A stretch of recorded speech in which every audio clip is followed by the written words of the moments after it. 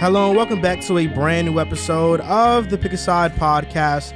My name is Joel Moran and I'm here with River Brown and Velez, and this is episode 192. In this episode, we are joined by OG to talk about the Nets' failure, the Rudy Gobert blockbuster trade, if Atlanta got significantly better with Dejounte Murray, Knicks signing Brunson, under-the-radar moves, and more. A quick YouTube member and Patreon shout-out to Phantom Wolf, Danko Hawkins, Matthew Jimenez, Jaron, Nick, Vincent, Kobe, Jordan, Tua is amazing, love you, Drew, MG, Nas, UK Boge, J Love, Clear Zach W, Cole Larson, Darius Garland's next, Nazir, Dwayne, Rivers a gorgeous man, Travis, Drew's the GOAT, Holmes, your boy Nick, Jake the Snake, Corrupt, Rod Wave is God, Dylan, Ofosa, Mason, win in silence and make them think you're losing, Gentile Drew, Cade MVP, SP4Z Shot, Jordan Watt, Evan, Dylan, Joel is the GOAT, Mayo, Peter, Daniel, Ben, Ruthless Rootster, Kill Moves,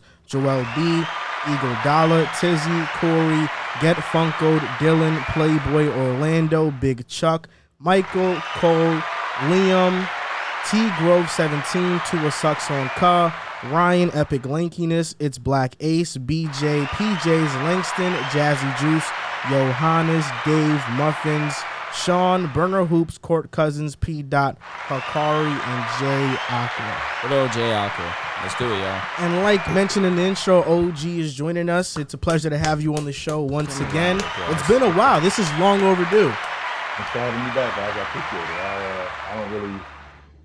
I don't really get involved with a lot of people, but when you guys call, I absolutely come back. No doubt we appreciate that, OG. Thank you. It means a lot to us. And we appreciate that. And know what they're talking about when they talk, but you guys know what you're talking about, so I definitely get involved with you guys. And OG, just right now you sound a little bit low on your mic. Can you turn it up a bit? Turn my microphone up a little bit. 1 second. I apologize.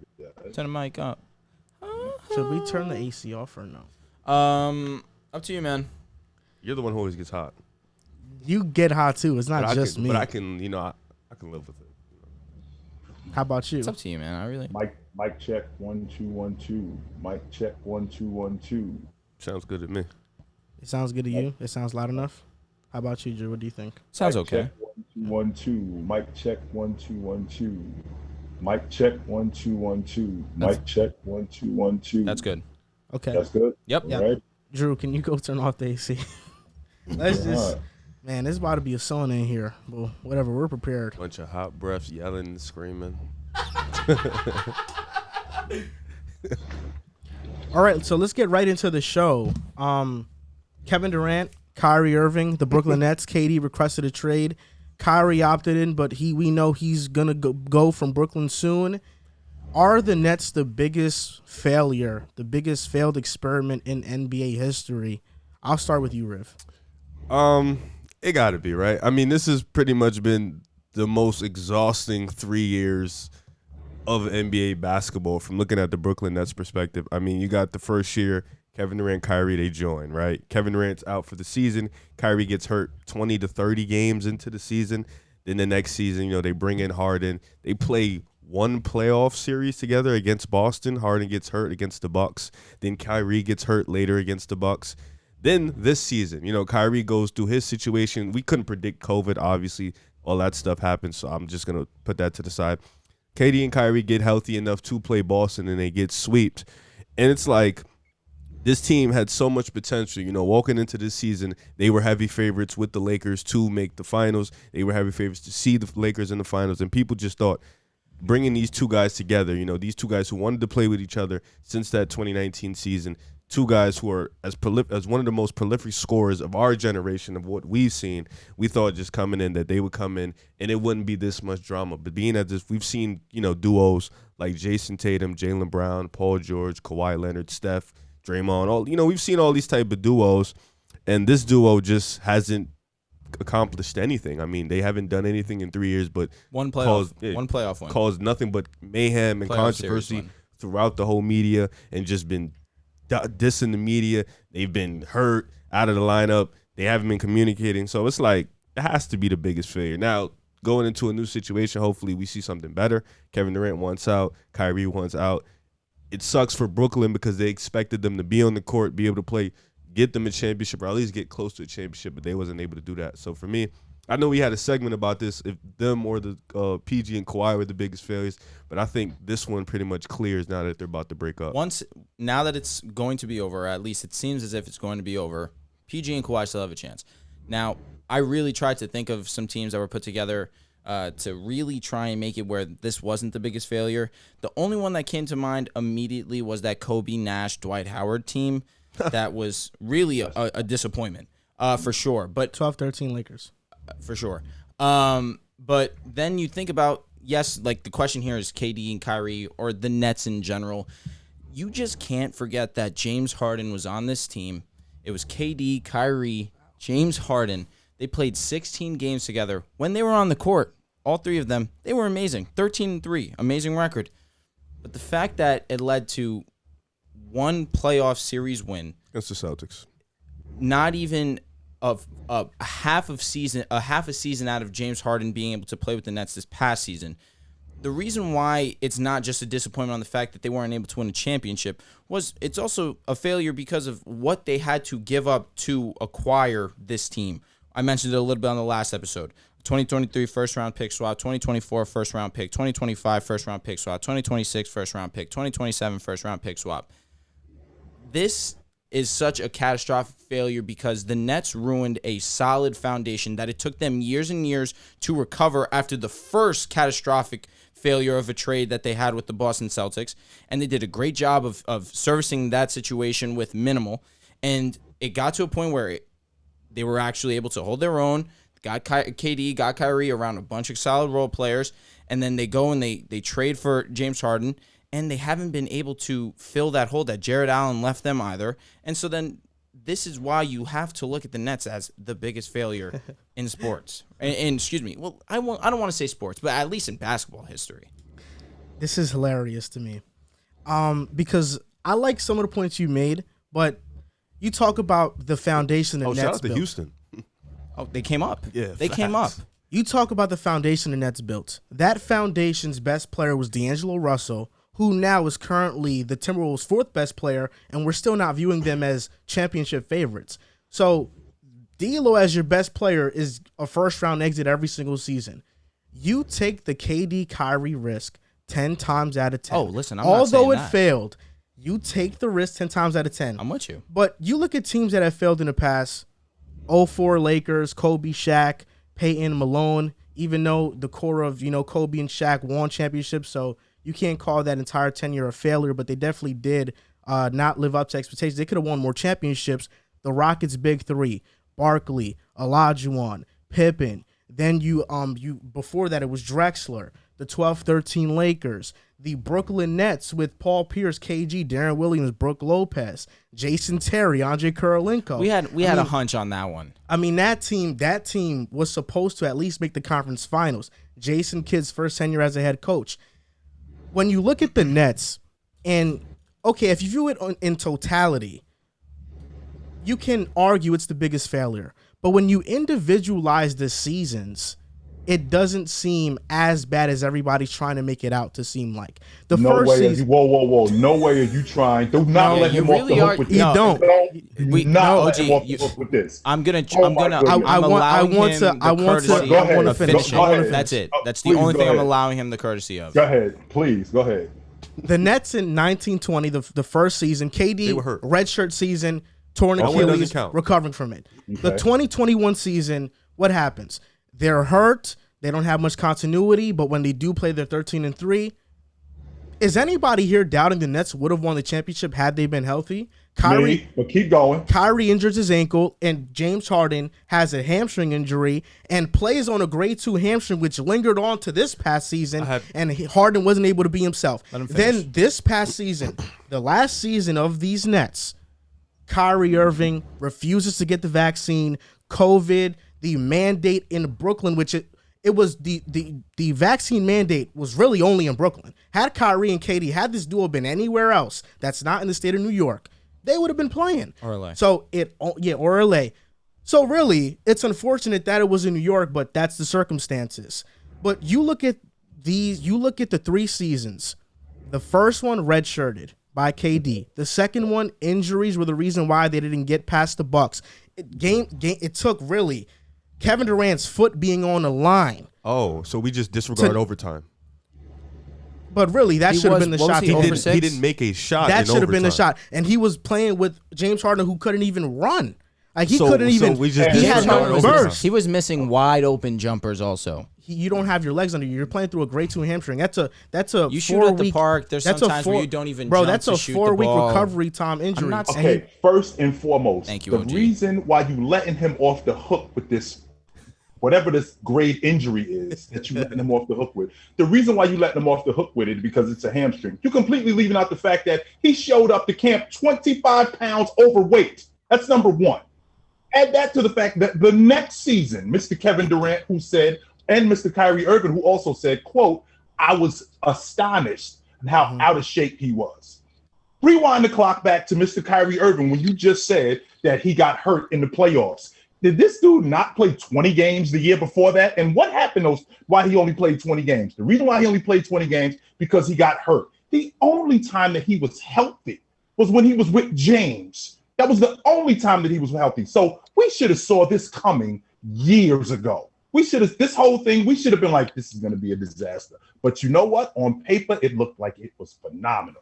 We get KD together with Irv and with James Harden. How could this thing not work? Completely disregarding who these guys actually are, how problematic Kyrie Irving is, as good as a talent he is, as good as a talent as he is, how aloof he is. James Harden, who only shows up when he's ready to play, which is never. Like he said last season that just passed, when he said, quote, I couldn't run the whole summer. The reason why you couldn't run the whole summer was because you were out of shape.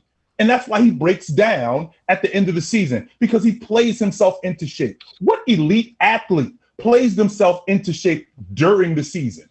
I don't really know many. I think Shaq did it, and it started to catch up with him. James Harden, that's happening to him right now. Now, since we're talking about the Brooklyn Nets, this sounded like a good idea. This sounded like a great idea. The only guy who actually showed up and did his job was KD.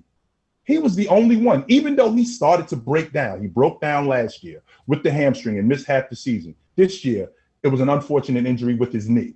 But they were at the top of the Eastern Conference before that happened. However, he was the only one who showed up and did his job. And when I look at this thing being a disaster, I mean, we could say that the 15-16 Warriors was a disaster, but they did end up winning it.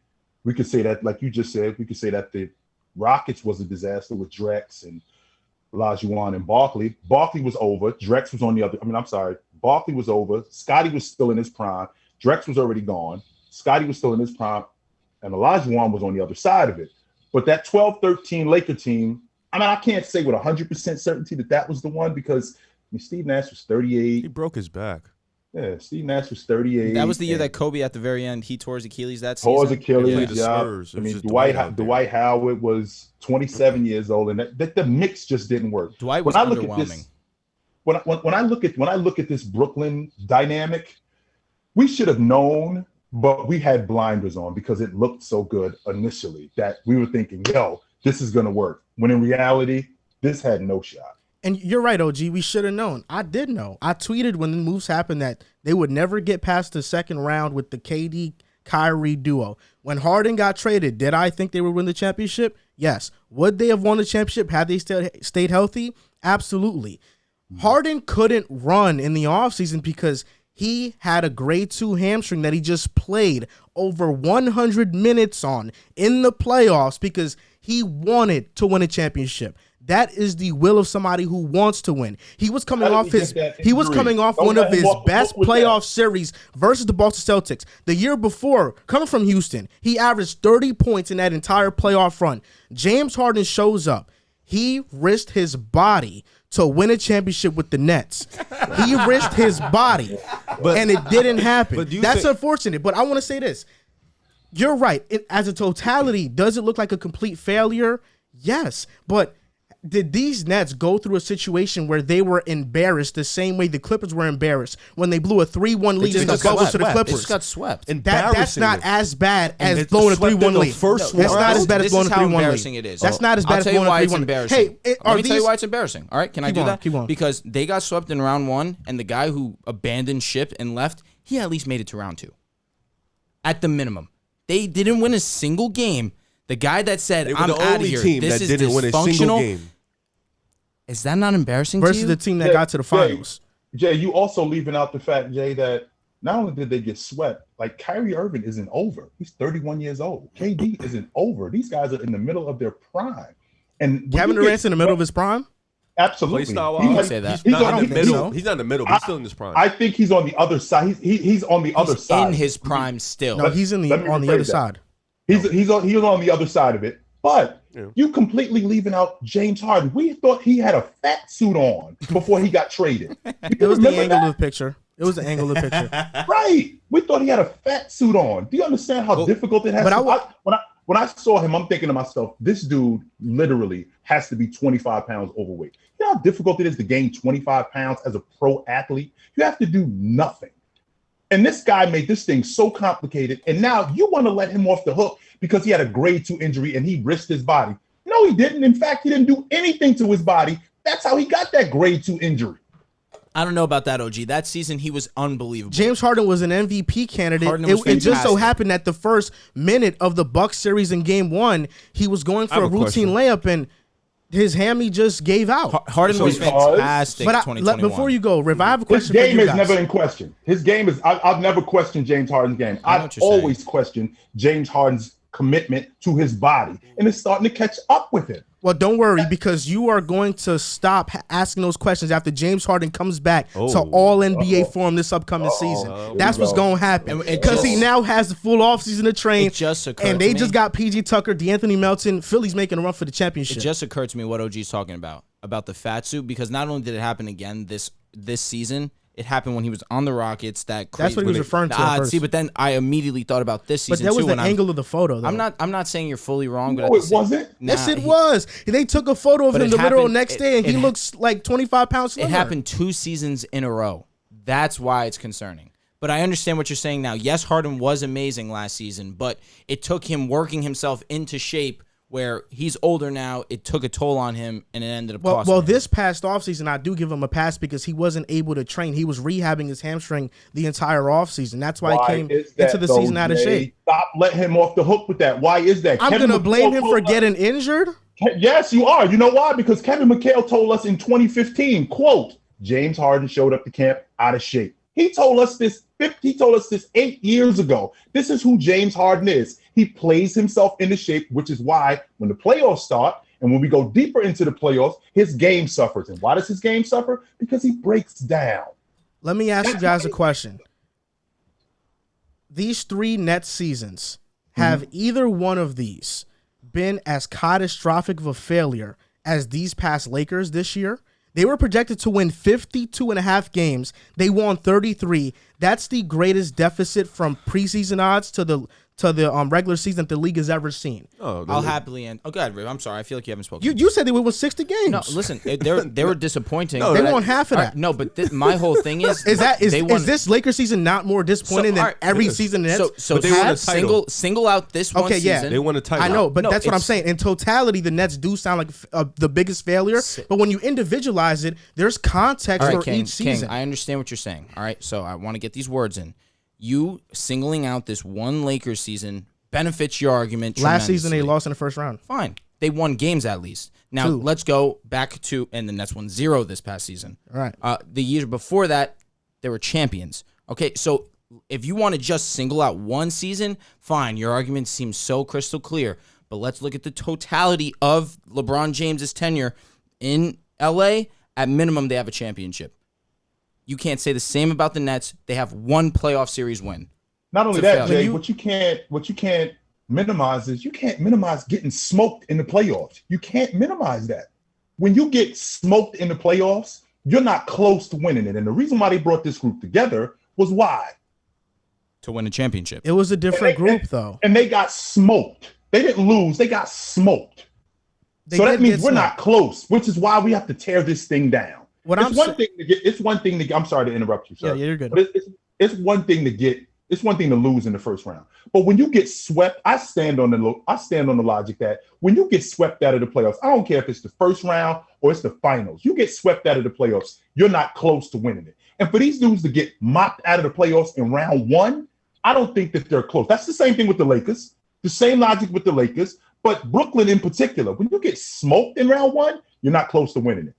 I agree with you. And should the Nets have won at least a game or two? Absolutely.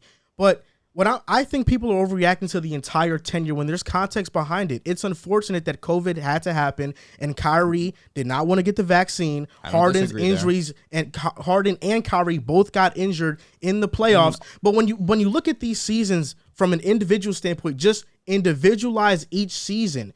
I don't think neither of these seasons are a top 5 catastrophic season in NBA history. You look at the 93, have to take the whole tenure into account. You look at the 93-94 Sonics, who were supposed to win a championship after MJ retired. They lost in the first round to the 8-seeded team. First time that's ever happened. Who was the 8-seeded team? The Nuggets. Denver. The Mavericks in 2007, upset by the Warriors in the first round. Dirk wins an MVP after they get upset. He gives his speech, one of the most awkward moments ever. These past Lakers in the 21-22 season, this is by far a bigger failure than any of these three Nets years. But why are you going by single season and not tenure? Because it adds more context to the tenure. No, the whole point of is this KD Kyrie Nets. Did KD and Kyrie only play one season together? No, you have to take it into this whole. They knew that Kevin Durant was going to be shelved for that first season. So we already know a year of Kevin Durant's career was going to be basically wasted.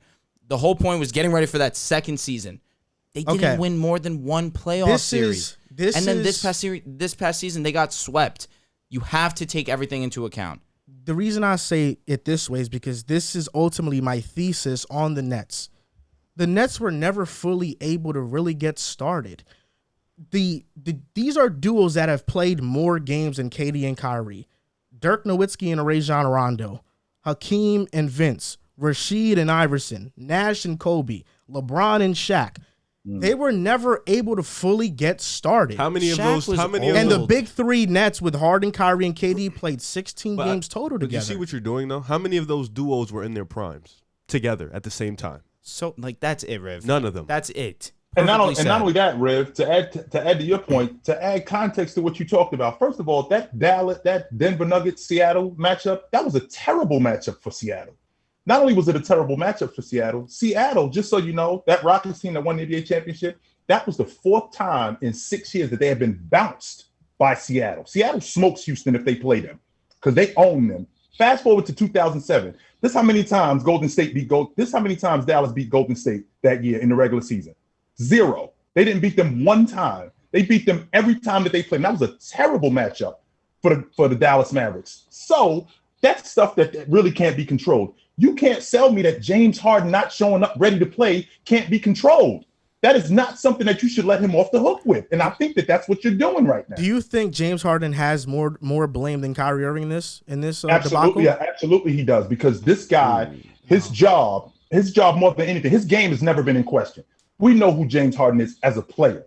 The reason, like I said, the reason why he suffers in the playoffs is because he breaks down. And he breaks down because he doesn't take care of himself. He shows up. And you're letting him off the hook with a grade 2 hamstring injury. He got that hamstring injury because he wasn't in shape. And now you're trying to sell us that because he had this grade 2, he put his body on the line. Oh, man. So every player that has a hamstring injury, it's because they're not in shape? That's not everybody, but James Harden has a history. That's the difference with him. He has a history, but before he got re-injured in the playoffs versus the Bucks, he was on an MVP campaign. Nobody could predict that he was going to suffer an injury again. This is where I'm with Joel too. James Harden had been the model of consistency of being on the court. And he was the only player that they were winning with. And Houston, did he miss significant amount of time ever? It seems as if I can't even remember one time where James Harden was out for a significant amount of time. James Harden went to Brooklyn so he didn't have to shoulder on a load that he took on in Houston. Then he goes to Brooklyn and Kyrie's never playing. Kevin Durant's injured. He has to backpack. See, Kyrie's never playing as strong. And this, what do you mean? He's never playing. He played half the season. He played 50 games. Last season, He was still 50-49. He played. Yes, but he played 50 Kyrie games. and Kyrie and James Harden logged the most amount of games together. This Brooklyn Nets team beat one playoff team, and that was the Celtics with Kemba Walker and Evan Fournier. And Jason Tatum, of course. Realistically, they beat nobody because that team wasn't that good. So they have beat nobody in 3 years in the playoffs. They just got swept by Jason Tatum and Jalen Brown and Ime Udoka. They just got swept. Kevin Durant and Kyrie Irving. They just got swept. I understand Kyrie, but when you get Kyrie, you kind of know what you're getting. Kyrie gets hurt a lot. Kevin Durant's had history with injuries over the past couple seasons. So it's like when you get them, you kind of know like it's a possibility that they get hurt. But you take the talent because it's talent. And that's why I'm with you there. That's why for me, I don't blame. I think James Harden deserves the least blame. And listen, I'm not gonna sit here and KD deserves the least blame in this, and this is me who does not. No, Kevin like Durant KD deserves by the any least means. blame, but I have to blame you and Kyrie for getting swept, and that's probably the biggest thing right now. That's fair. I have to blame both of you for getting swept. Because you were there. Yeah, you got swept. And you're that KD is supposed to be that guy. You need to get one. You have to get. What What did I tell you when the the Joker was down 3-0? I said you got to get one. You got to get one. I don't care if you're at the top of your game and you are a top 5, top 6 player in the NBA. You are good enough to get one. You got to get one. No doubt. And you should get one. And Kevin Durant didn't get one. Kyrie didn't get one. And with that also being said, you just said James Harden was the model of consistency. Well, the reason why we didn't have any history of it is because he was young. That's starting to catch up to him now. Don't disagree. Which is why these injuries now are mounting. And not only are these injuries mounting, his game is going to start suffering. You saw what happened in the playoffs this year. And I wasn't surprised when I saw that because I'm thinking to myself, this is who James Harden is. Jay's going to try to sell us that now, this season coming up, James Harden is going to turn into this super athletic, automatic guy who his game has never been in question. Him taking care of himself has been in question. If he can do that, we might see something different. Maybe. That's my question. Hey, look, OG. Throughout this entire season, when Harden got traded to Philly, I doubted the fit, and I knew that I wasn't gonna see the old James Harden. But with this offseason, with him not having to rehab an injury, him having the offseason to train how he usually trains, I'm confident, 99.9%. that James Harden is going to go back to James Harden of old, and the Harden and Embiid duo is going to be a top 5 one in the NBA, no doubt. Has James Harden ever been in question in the regular season? I mean, this is a guy who was 36 a game. He was 34 this past season. This past season he was, but no, he's never, for the most part, he hasn't. Right. In the playoff season question. And the reason why is because James Harden plays himself into shape. And once we get to the playoffs, then it starts to sputter. Then we start to break down. So you telling me that this season we're going to see a different duo between them two, and we're going to have a different outlook. It remains to be seen. I'm all ears for this, and I'll definitely be in front of the TV for this. Yeah, well, we're going to have you on during the regular season when Harden drops his 10th straight 30th point game. I'm not that part. I'm not. I once again, I'm never questioning James Harden's game. James Harden is one of the best distributors in the game. He's one of the best scorers in the game. He's one of the best playmakers in the game. That's never been my question. My question is 0 for 11 in Game 7. My question is, we forgot, and Riv mentioned it.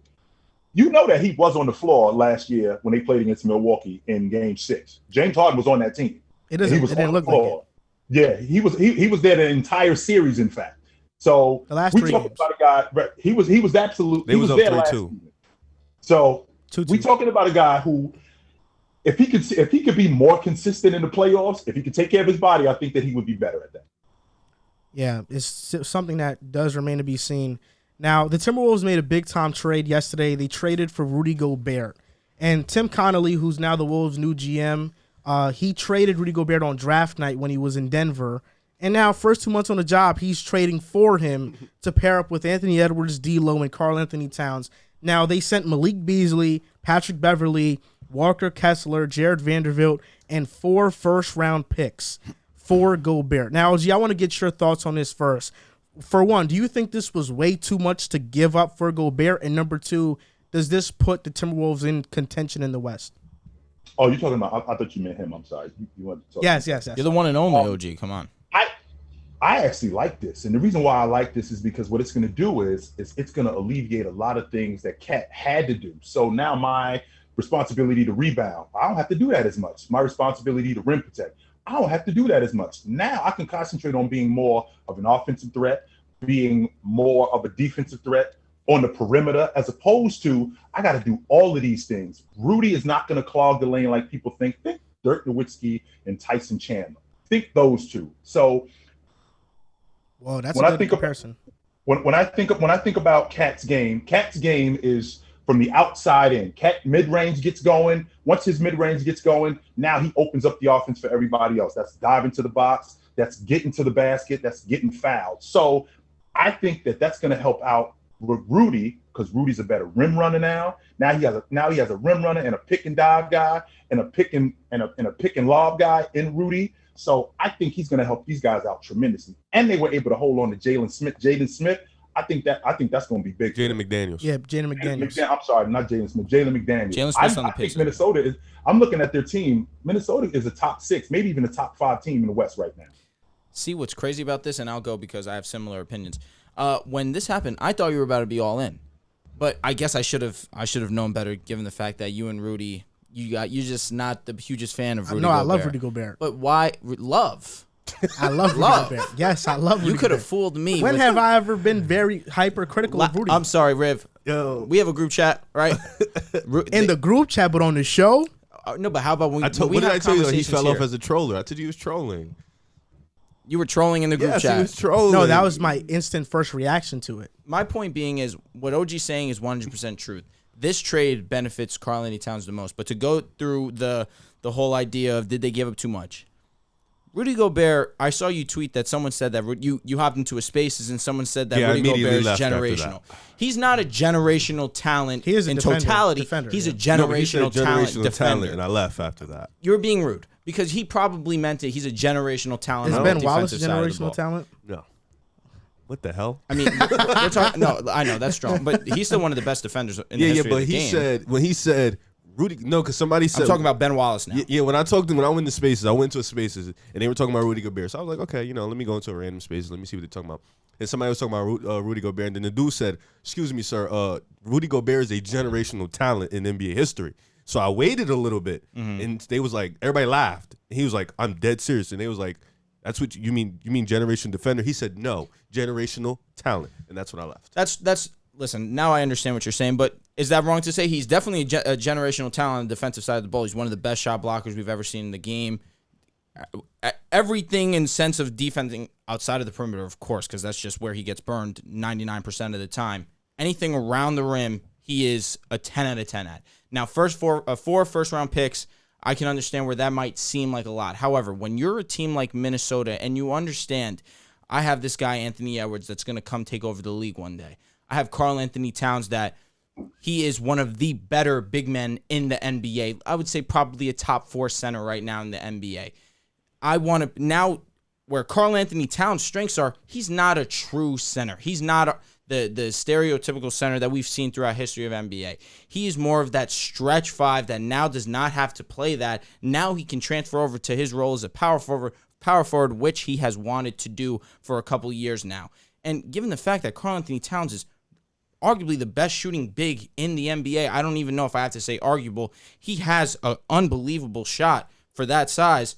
Now it's just going to open up the floor for Karl-Anthony Towns. And Karl-Anthony Towns, like OG said, is not going to have to do all the scrappy stuff that he's not wanted to do. And we saw it against the Grizzlies where he's not trying to bang down low. Anything defensive-wise, trying to rebound, offensive rebound, that's not Karl-Anthony Towns' game. I'll tell you whose game that is. Rudy Gobert's.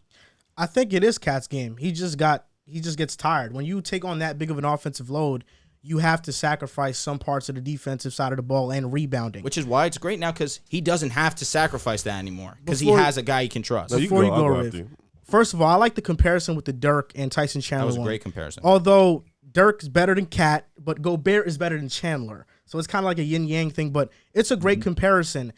What I love about this move is that while the entire league is zigging, the Timberwolves decided to zag. Every team is going small now. We've seen the Celtics make the championship without having a top 5 center, or without having a big front court, or quote-unquote bigger front court. They stretch out the floor. The Warriors just won Kayvon Looney. this is the first time that we've seen in a while that a team is going all in to try and contend with two big men starting. We've seen the trend start last year with the Cavaliers this past season, but they didn't make the playoffs, but we know that they're trending upwards. I feel like Tim Connolly sees a good vision, and Rudy Gobert helps out a lot of the deficiencies that Minnesota has. They were 24th in opponents' points per game last year, 13 in defensive rating. They ranked 16th in rebounding, 25th on the defensive glass, and that's ultimately why they lost against Memphis. Had they had somebody that can rebound, they would have won the series, and they were this close to winning the series. They did blow a lot of leads in it, but they could have beat them. My biggest question mark is how are they going to fare against the smaller teams, though? The Clippers are still around. Golden State, Dallas, the Pelicans, now that Zion is coming back.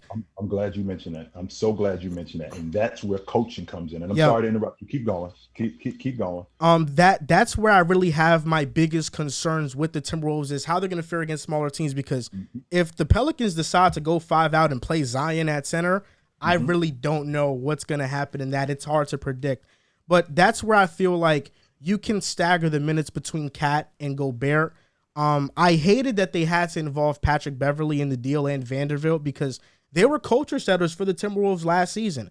But sometimes you have to give those guys up. Pat Bev was entering his final year of his contract. Vanderbilt offensively is just so limited that bringing in somebody like Gobert, you can't really play Vanderbilt alongside him anyway. So that's why I think it was a good move. Was it a bit too much?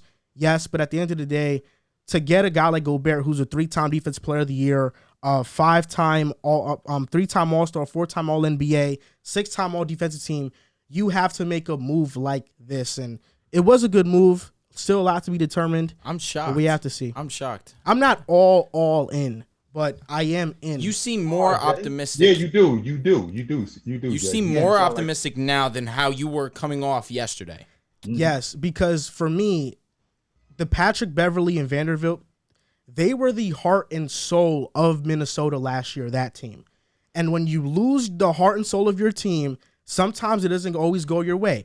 Rudy Gobert in the past has not gotten along with teammates. How is that going to work out? Can I ask you this question? Do you think Anthony Edwards' attitude and his approach to the game is going to make it seamless in that transition? It should. I feel like it will. I think Anthony Edwards is he's a leader, a natural born leader. 100%, which is exactly that's why I say that. I'm all in on Anthony Edwards. So that's why I'm all in on Minnesota, because I believe Anthony Edwards is going to be a top 10 player in this league very, very soon. Very soon. I don't disagree at all. At all. 4 picks, 4 players for Gobert. I looked at the trade. I had to sleep on it because it happened so fast. I feel like random. I feel like if they could have kept, because they gave up damn near all their perimeter defense. I feel like they could have kept maybe just one of them, Bev or Vanderbilt, and just one pick. But nonetheless, like you said, they got to do things like that to get a player like that. Because Rudy Gobert, 3-time Defensive Player of the Year, one of the best defenders in the league. A lot of my questions, really, like you said, just comes from if they play the Warriors, and you got Draymond at the 4, Looney at the 5, they go small.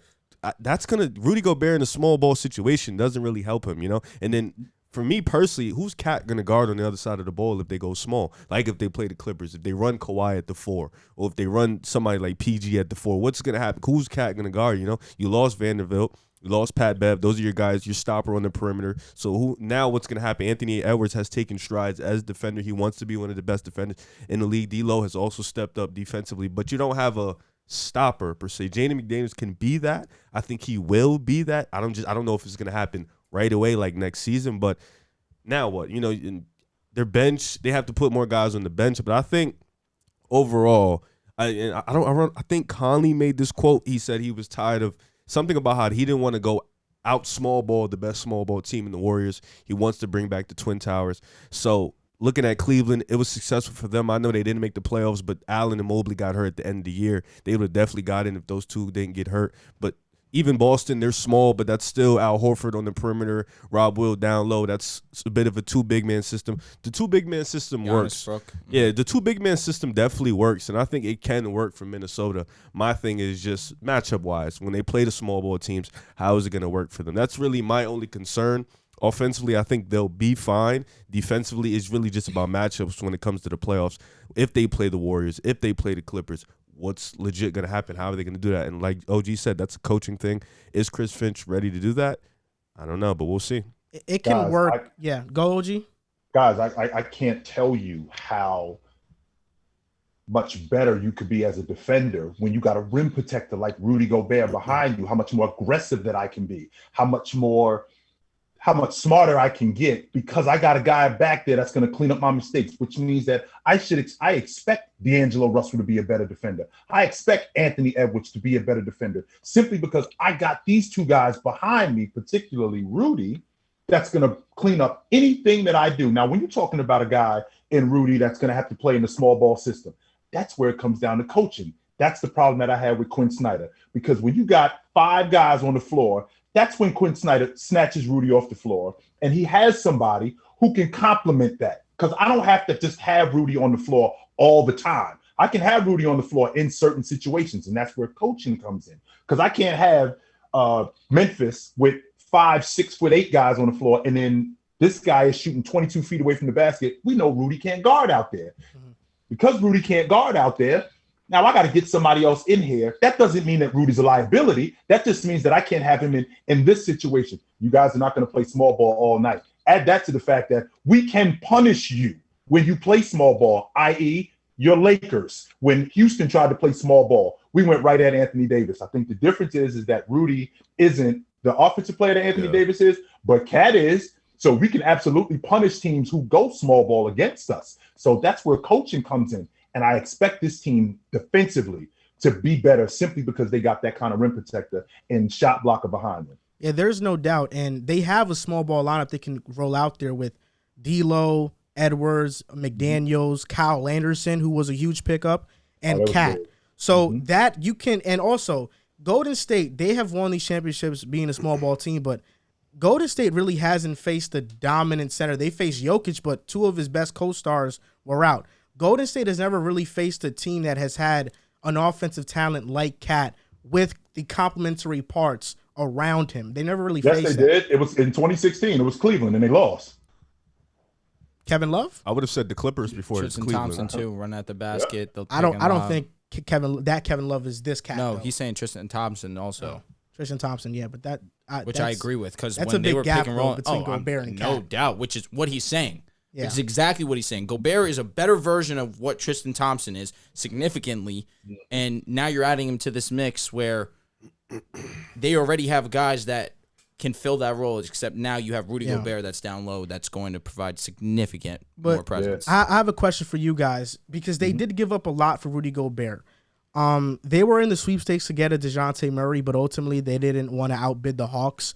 But another name out there was DeAndre Ayton. Do you think that they should have went for somebody like DeAndre Ayton instead of Rudy Gobert, or are you fine with the Gobert move? Ayton is not a championship move. Rudy Gobert he raises their ceiling higher than DeAndre Ayton does. If you want to win a championship, Rudy Gobert is the way to go, not Ayton at this point in time. I know he's a number 1 pick. He has a lot of potential, but that's not the route you want to go. Only thing I'll say is Minnesota was not one of those teams that I was expecting to make a run at Rudy Gobert. It was random. That's about the only thing I can say. But now that it's done, Edwards is locked up, Cat's locked up, Gobert's locked up, and Ant is going to be locked up. This was a move for now. Forget about the future. You have a big 3 of Anthony Edwards, who we understand is going to be a primetime player in this league. They have 4 All-Stars. Karl Anthony Towns, who's D'Lo.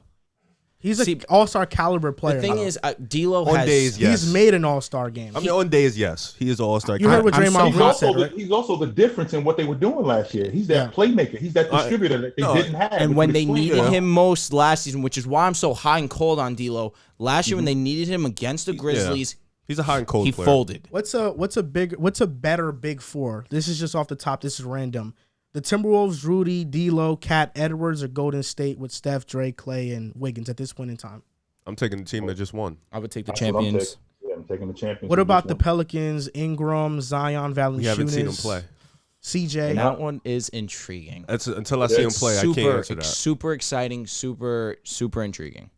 And the reason, to Riv's point, the reason why Minnesota did what they did was because Memphis, if I'm not mistaken, they finished with the number 2 seed. Yeah. And Minnesota had them in the chokehold 3 of the 4 losses. So they're looking at them going, well, if we can just upgrade here, we can get past these guys. And these guys are at the top of the Western Conference. Memphis so if we is- can just yeah. upgrade here, we can be right back in the middle of this thing. Because you Memphis- guys know with this league, it's really quick. You can turn it around, especially when you're not that far away, unlike the Brooklyn Nets. Memphis is Yeah. also another team that runs the two big lineup with And especially Jackson when and Adams. there is still a budding superstar in Edwards that's waiting. Like Yeah. Cat, we know who he is. Gobert, we know. D'Lo, we know. It's Edwards. That's why I think Edwards is the X factor. If he can take that leap this upcoming season, we can see the Timberwolves in the conference finals. I don't know. I think for me, like, Cat is the X factor because when you play a team like even like the Warriors, I think the Warriors are going to try their big lineups this year because obviously they let a couple guys go because they want the young guys to play. You're making a good point right But now. for the Clippers, you know, Ty Lue, he will sit Zubac for a game and just go small. 4 wings, 1 guard. And Zubac, he's gotten better over the years. But I think like a team like that, like when you go play the Clippers, even when they played in the play-in, you saw Cat struggle against that 4-wing lineup. It's going to be the same thing. As much as Gobert is going to be there and Cat's going to be at the 4, that kind of plays towards the Clippers game. They want your bigs on the perimeter because they have stoppers out there. So I think that for me, that's probably the one matchup I'm looking at like, wow, if they play the Clippers, that's going to be a tough one for this big lineup. Here's my issue, though. My issue more than anything, and I said this before I got on with you guys. Cat is a number 1 on a playoff team. I think he's a number 2 on a contender. I think he's a number 3 on a championship team. That's my issue with Cat. So when I look at Cat on this team, Damn. That's OG. That's rude. That is rude.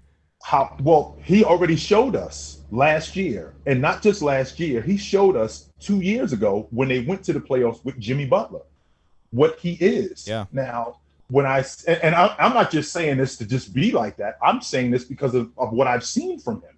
Now, if we go further in the playoffs with Rudy Gobert and us being a better team defensively, is it going to be because Cat stepped up his game more, or is it going to be because we were better defensively and that helped us out? Maybe our offensive production may have dipped, but defensively we got better, which is why we were able to get past teams, as opposed to Cat went 30-15 and now we just rolling.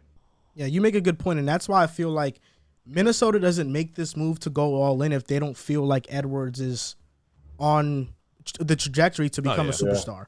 Like I think he's the one they view as the number 1, Cat the number 2, Gobert 3, and then D'Lo 4. But now he just gets to worry about offense. Like, yes, he's going to have defensive responsibilities. Karl Anthony Towns. Oh, no, buddy. He has to guard. I understand what you're saying, but He's going to have to guard. His responsibilities are significantly less. it's correct. He doesn't It's have to play not drop as coverage. He much. doesn't have to help as much. His significantly less than rim protecting.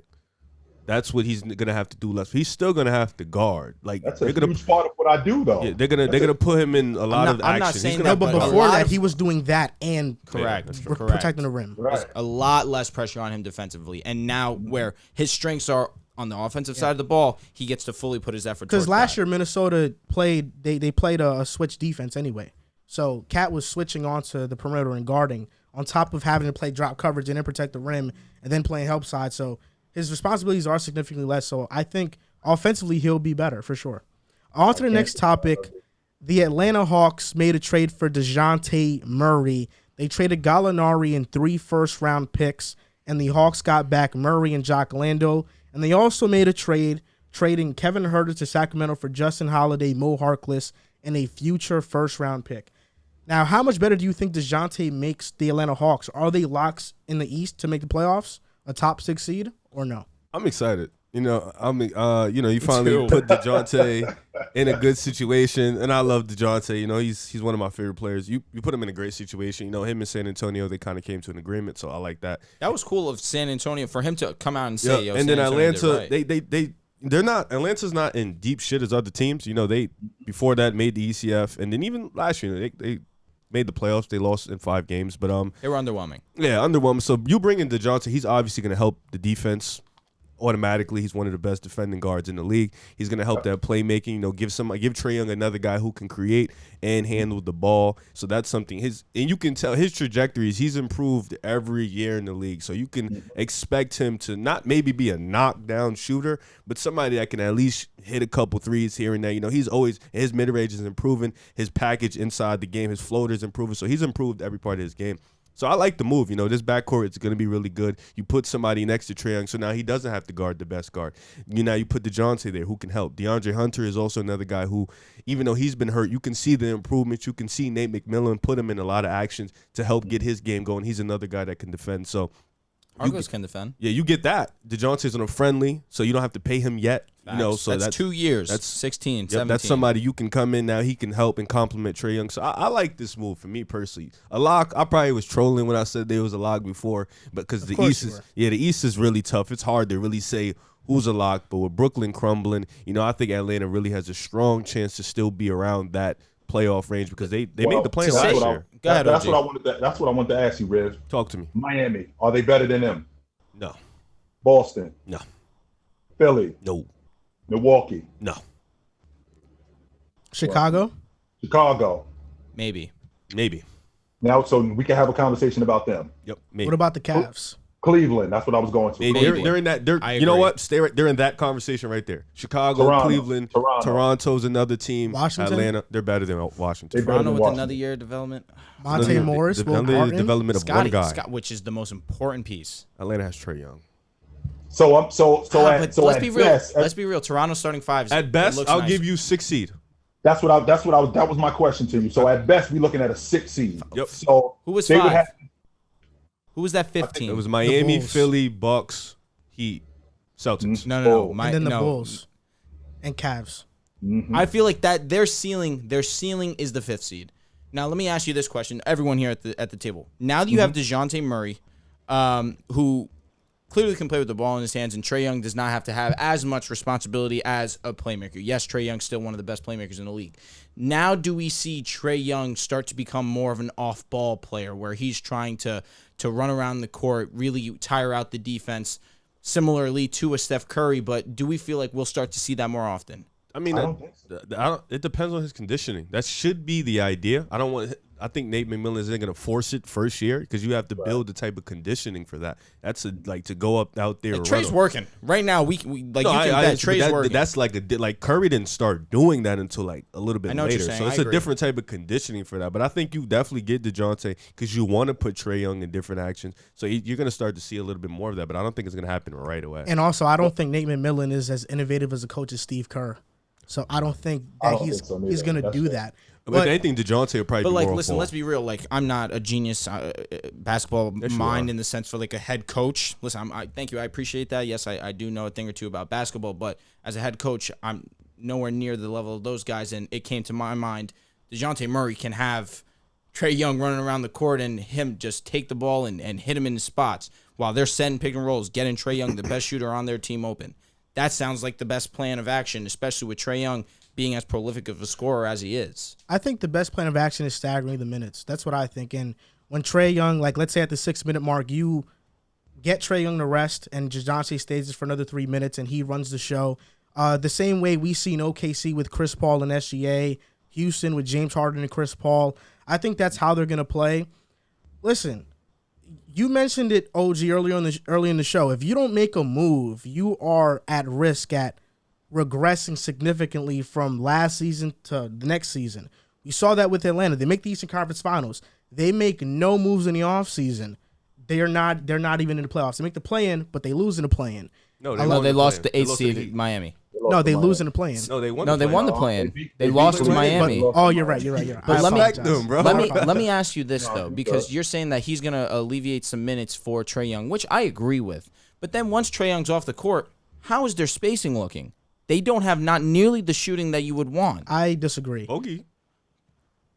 Respect Bogey, bro. I guess. Well, you're saying when Trae Young's off the court? When Trae Young's off the court, DeJounte's running the one. No doubt about that. But you want those two on the court together as much as possible. DeAndre Hunter is a floor spacer? Yes. John Collins? Yes. Bogdanovich? Yes. Well, two things that we have to recognize. Recognize the fact that Dejounte Murray playing in that San Antonio Spurs system, he can play off the basketball because there's a lot of action off the basketball. Very true. So he can play off the basketball. That's not the issue. The issue here is Trae Young plays only on the basketball. We're talking about a guy from college to the pros, led college in scoring and assists. led the league in. I think he was second in the league. Even in high school, he led AAU in assists. Right, I think he was second in the league this year in scoring at one point, or third in the league in he scoring. He finished first in points and assists throughout the totality so of the season. He's a guy who needs the basketball in his hands. So with that being said, this thing that I'm concerned with how he's going to be able to play off of Dejounte Murray. I'm not concerned with Dejounte Murray playing off of him because he did that anyway in San Antonio, playing off the basketball with a lot of action, right? So with Trae Young not being able to have the ball as much, that's the thing that I'm concerned with the most with them. And I'm also concerned with these guys being able to score in the post because last I checked, guys, you got to have somebody on the box. Even though unless you got a long ball shooter like Steph Curry, right? Unless you got that going on, you got to have somebody who I can go to on the box for buckets. And Atlanta does not have that. You're a John Collins guy. Talk to him, bro. Nah, John Collins isn't an inside type player. He's mid is No, very very rude. mid. He's not mid. He can knock down a shot or two. He's better than mid. Hey, come on now. Stop it. Stop. 18 a game, man. What is he, 18-7? But at least Clint Capella's a lob presence. But I understand what you're saying. I don't worry about Dejounte off ball because catch and shoot last year, he shot 34.5% from three. So he's at least a slightly below average shooter, but it's respectable from out there. He's not like capable. Westbrook. He's capable. Yeah. So you also look at these. You didn't have to do that. You also look at these stats. You did not have to do that. When you take into account how many dribbles he takes. You can't takes. laugh at him, bro. Come on. When Dejounte Murray takes 7+ dribbles, his 3-point percentage is at 16.7%. When it's 3 to 6 dribbles, it's 29%. When it's 2 dribbles, it's 27%.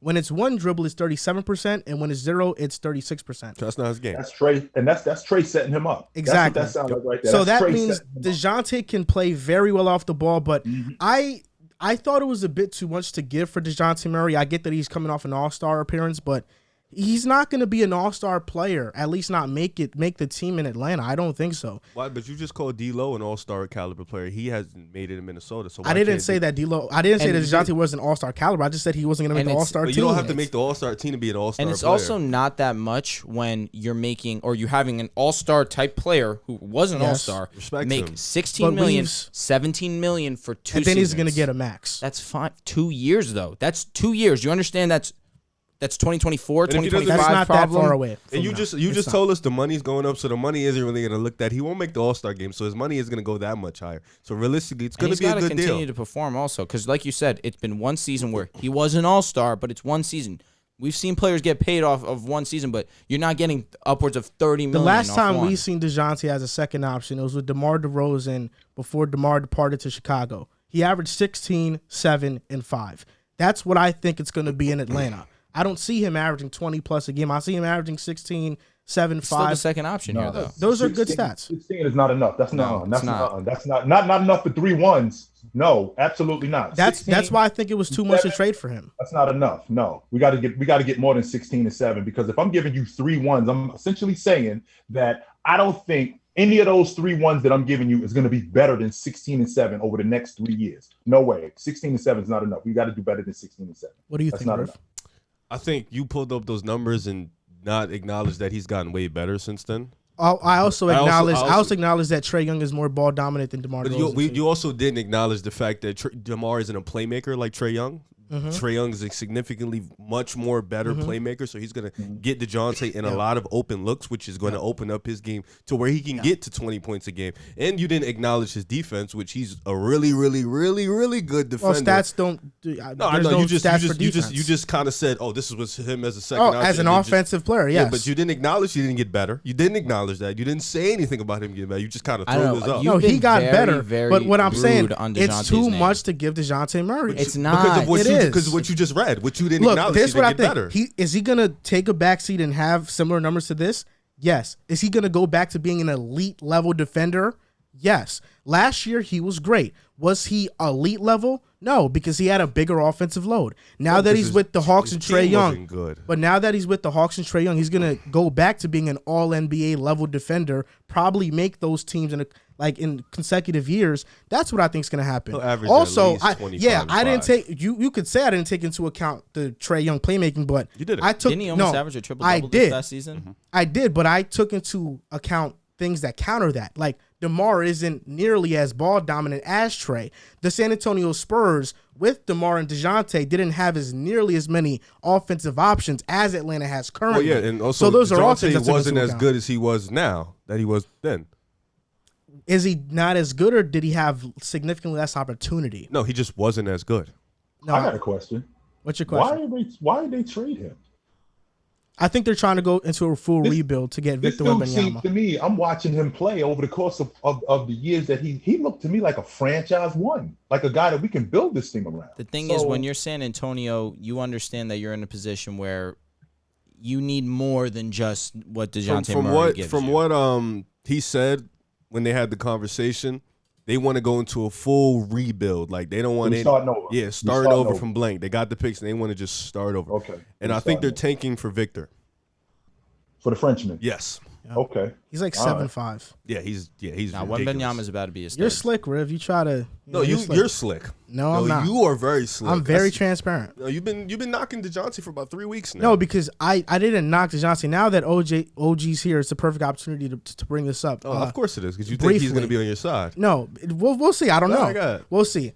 So OG, for the Knicks, was it better to sign Jalen Brunson or trade 3 first-round picks and a player for Dejounte Murray? A player like Danilo Gallinari, by the way, you have to add that part. This is for the Knicks, so not about who's better between Brunson and Dejounte. Just for the Knicks, what was the better move? If the Knicks would have gotten Dejounte Murray as opposed to Jalen Brunson, I would have been definitely happier if they would have gotten him. That's it. It's the only thing to think. No, it's not. I would have been happier. Because I'm trading 3 when I first look at rounders. Jalen Brunson's game, I look at a guy who is a solid scorer. He doesn't pass enough for me, nearly as much. He does not pass enough for me. He never has the ball.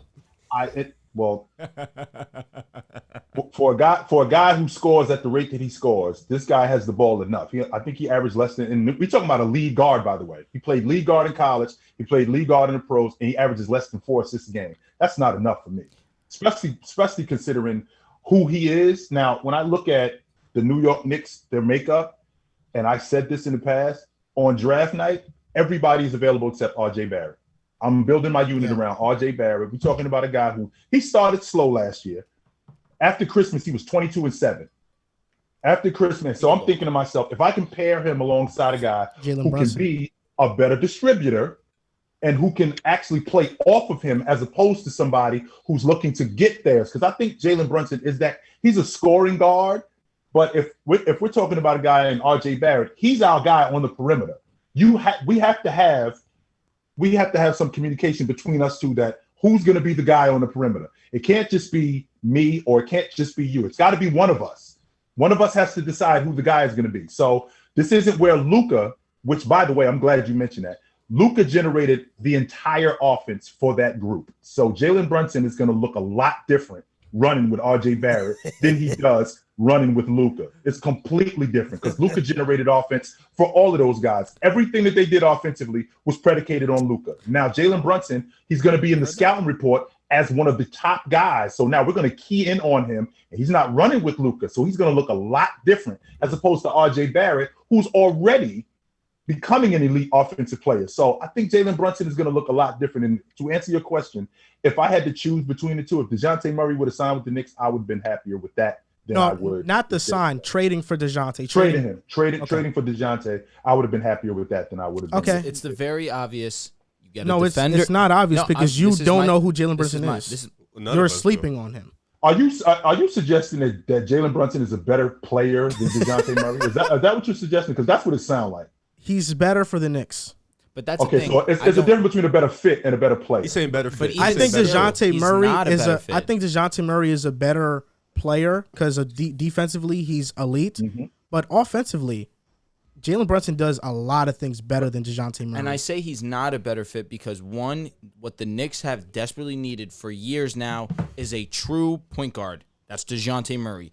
You need defense. That's Dejounte Murray. You need someone that's going to benefit R.J. Barrett's the Knicks game. have needed a point guard. That's not just a DeJounte true Murray. point. The Knicks for the past couple of years, we're going to talk about Jalen Brunson later, but The Knicks have just needed a point guard. We've had Alfred Payne and Alec Burks and Kemba last year. Alfred Payne we was just need a nasty. guy that's Dejounte top 20. was gonna come at the price of 3 ones, but 16, 17 million for 2 years. 3 ones in a draft class next year, 2023. It's a stacked class. But you guys have picks that are Protected. whatever. Protected, but that we could get though. Still, it's not. Don't you have a Washington protected pick? They'll be garbage next year, so you're not getting that. They one. might not be as garbage as you think.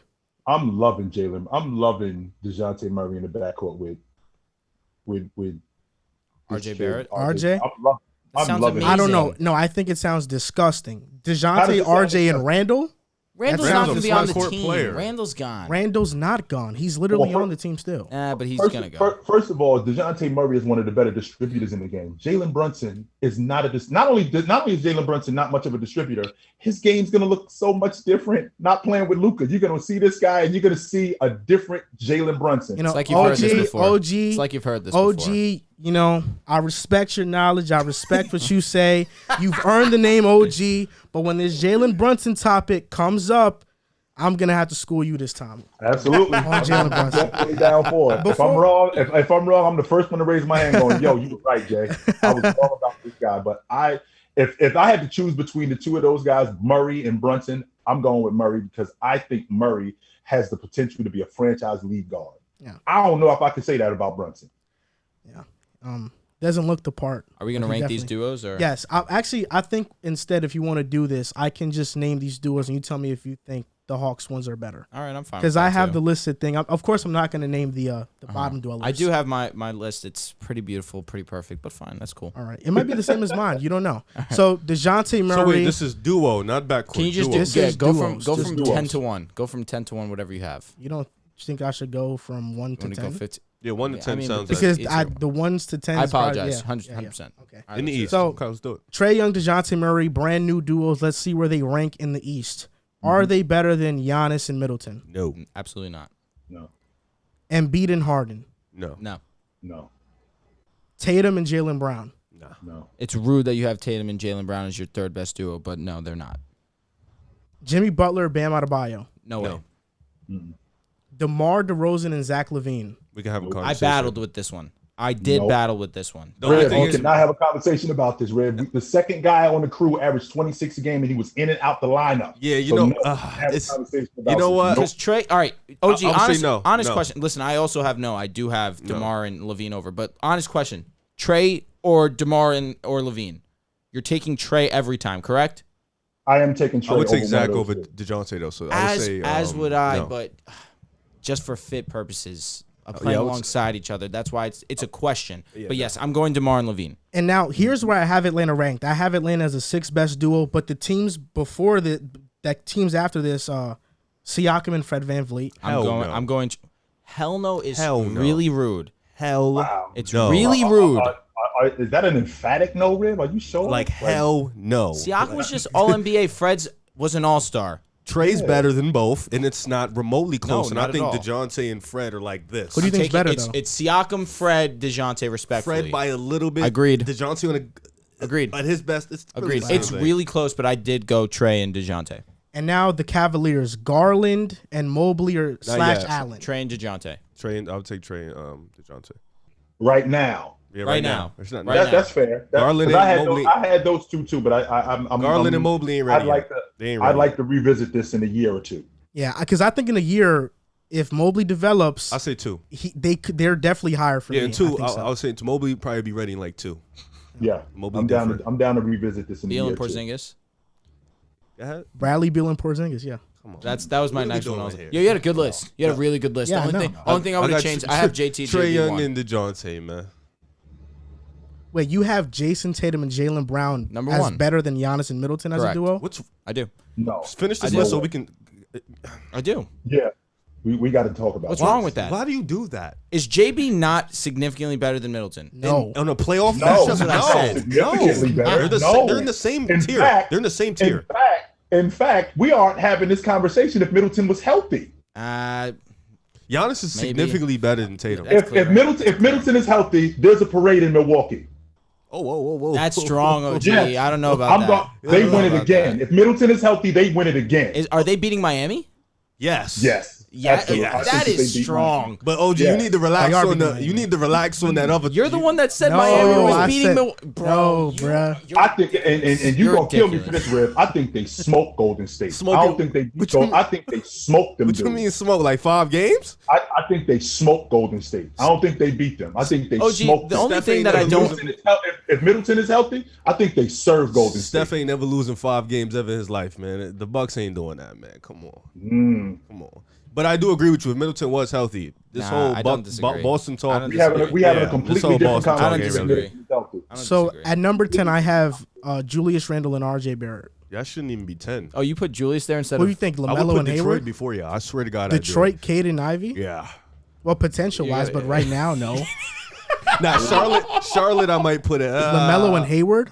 Oh yeah, Bridges is gone, right? yeah. Never mind. Yeah, you guys are 10. I put Brunson and RJ. You're respectful for putting Julius. Julius Randle was an All-NBA performer a year ago, bro. I don't disagree. You have to at least put some respect on his Yeah, name. you are such a front runner. Oh my God, I can't handle you. Who, me? You got to this dude right here in the middle. This dude right here in the middle.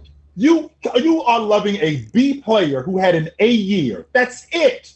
That's all No, you're no, getting no. out of Julius. I don't love Julius Randle. I'm just saying. Do you think the duo in New York is RJ and Brunson and not Randle and I'm gonna RJ? be honest with you. Calling him a B player was being nice. It was. I don't know if he's a B player.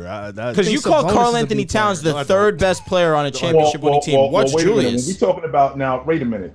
Julius Randle was what, 18-9, 19-9 Last season? I think that I don't think last season. I'm talking about the year that I think the year before. 2 that. years, he was 24. I think he averaged 24. That's what Right, and that was the year that he won Most Improved. Yep. That's an A year. For sure. Up until then, it's been 18, 19, 17, 18. No, he's in a 20 B guy. In 2018, he averaged 21-9 with the Pelicans. He's a B guy who had an A year, and now we want to make him. You want to make him. I'm not going to say we. You want to make him an A guy. That's what you wanna do. He's not an A guy to me. I know what Randall is, but he did average 20, 10, and 5 last year. On not great efficiency, but come on, I can't just leave him out the duo. I mean, wasn't he like the number 1 guy for you guys? He was. His usage rate is probably. I was about to say, weren't you knocking But Dejounte for usage? But you got to keep that same energy. What do you for mean Julius. knocking? No, he doesn't. You know why he does? Because he's a front runner. That's why he does not have to do that. That's he's a front runner when it comes to. I feel like When it comes to the Knicks, you're he's a getting the front- impression that I like Julius Randle. I want him. If he got traded today, I'd throw a pizza party. Are you over him? Yes, I'm over him, but I still have to put some respect on him. We can't just treat him like he's some complete scrub. I didn't say that. No, absolutely not. But I do know that the Knicks have $40 million under the cap, and they ended up with Julius Randle. I do know that. I actually have the Nets as a question mark because depending on who they get back for KD, like let's say if Kevin Durant gets traded to the Pelicans, do you think Brandon Ingram and Ben Simmons are a better duo than Trae and Dejounte? Yes, I'm actually. You said Brandon Ingram. Yeah. Hand over Brandon Ingram, Herb Jones, and 3 1s, and we got a deal. No, but he's asking. Yeah, that's interesting. But he's saying Brandon Ingram and Ben Simmons. Is that a better duo than Trae Young, Dejounte Murray? It may be. You know why? Because I got my all-league defender Yep. in Ben Simmons. I got my distributor in Ben Simmons, and I got my buckets because that's what Luka needs. Luka needs a guy like Brandon Ingram, a guy that I can just go to for buckets. And Ben Simmons would be that, and Brandon Ingram would be that guy for Ben Simmons, just a guy that I can go to for buckets, and I can get the other stuff from everybody else. I think that those two together would be really good. Sure. That's actually very interesting. I think they would be really good as well. Versus Trae and Dejounte. I think I would take because Trae is better than both of them also. It's really the. Who do you think? Do you think Ben for is me. better than Dejounte? It depends on what Ben am I gonna get. That's the thing. It's true. That's really the thing. true. That's a good one though. I can't answer that question. As a Yeah, Ben it's Simmons so supporter. whatever. It depends on what Ben I get. But if we get the right Ben, I would take Bi and Ben. I think Bi and Ben is pretty nasty. Yeah. The Nets definitely have a top. We just need a Ben that's going to attack the basket. Who's Simple. we? The general public.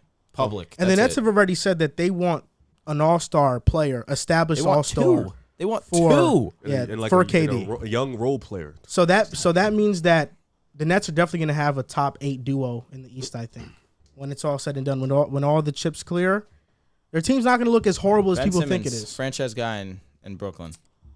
Unless it's Brandon Ingram. Brandon Ingram's a franchise guy if he goes. Do you think Zion is untouchable 100%? He just signed the do. max, so I he do can't believe get Zion. traded. I do believe Zion is untouchable. I would if I'm the Pelicans, I don't want to trade him either. But I'm just curious. I think it is Kevin Durant. Bi is damn near untouchable too. I honestly do think that.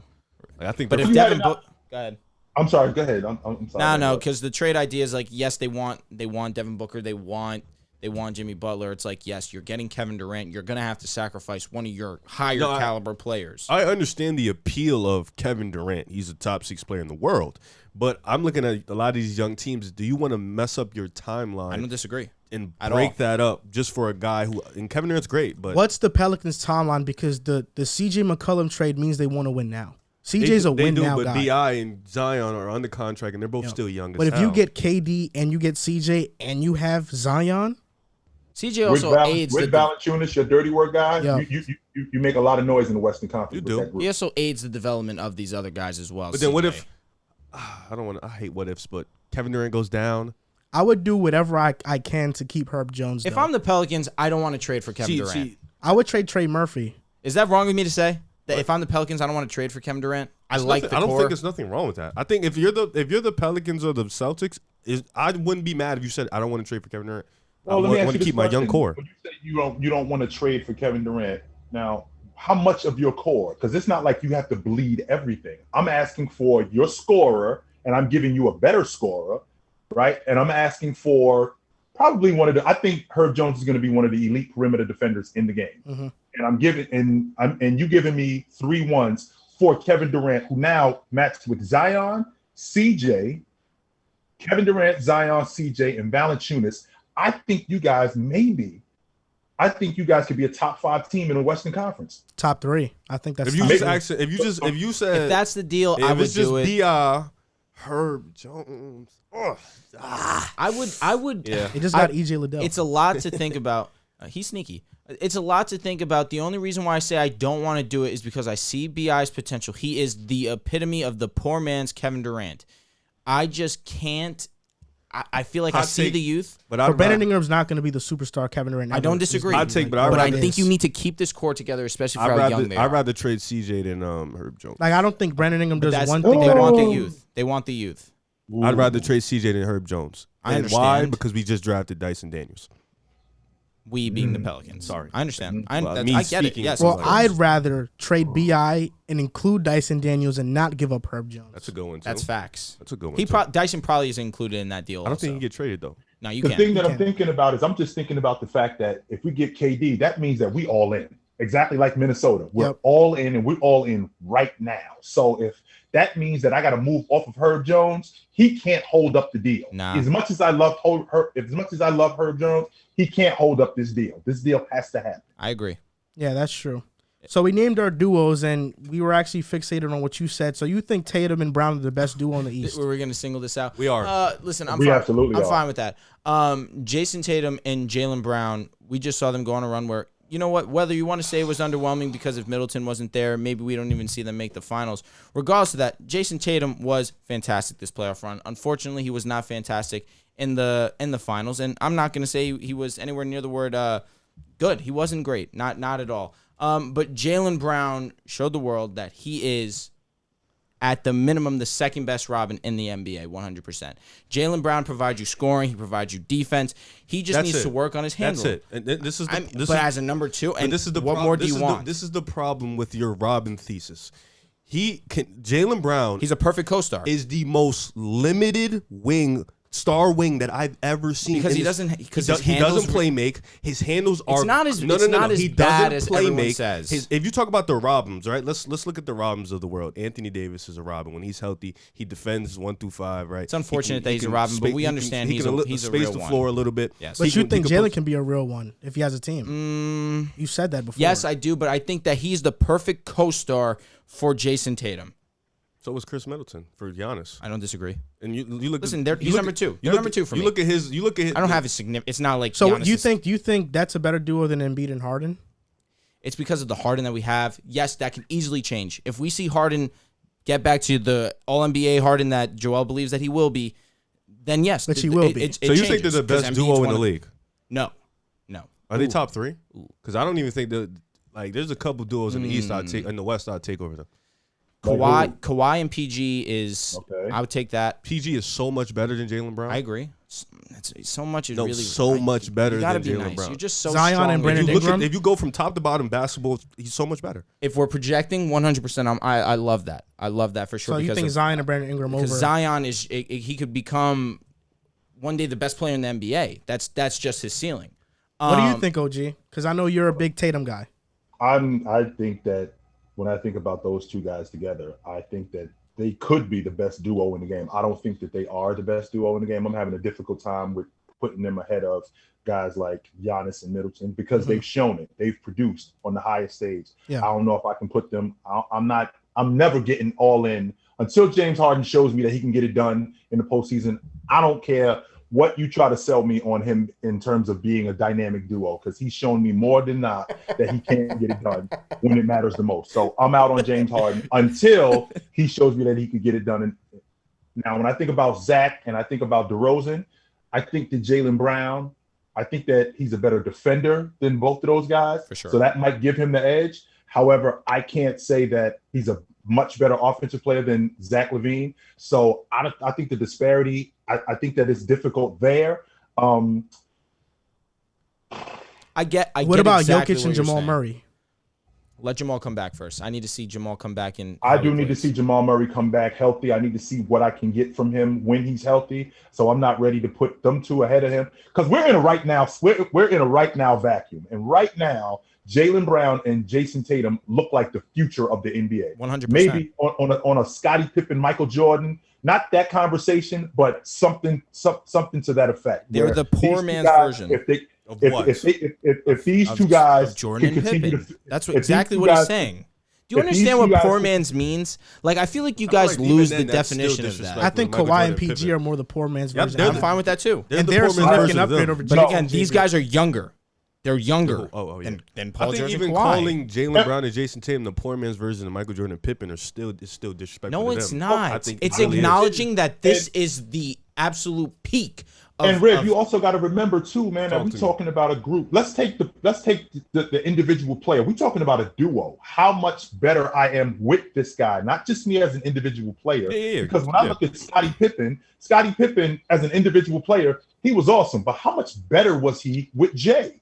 So the same idea with Kawhi Leonard and Paul George. As good as Paul George is, how much better has he been with Kawhi Leonard when he's healthy and when he plays? Well, I look at Jalen Brown. If we took Jalen Brown and we put him on Detroit, or we took him and we put him in San Antonio, are we having a conversation about Jalen Brown? I think we're still talking about Jason Tatum if he's in Memphis.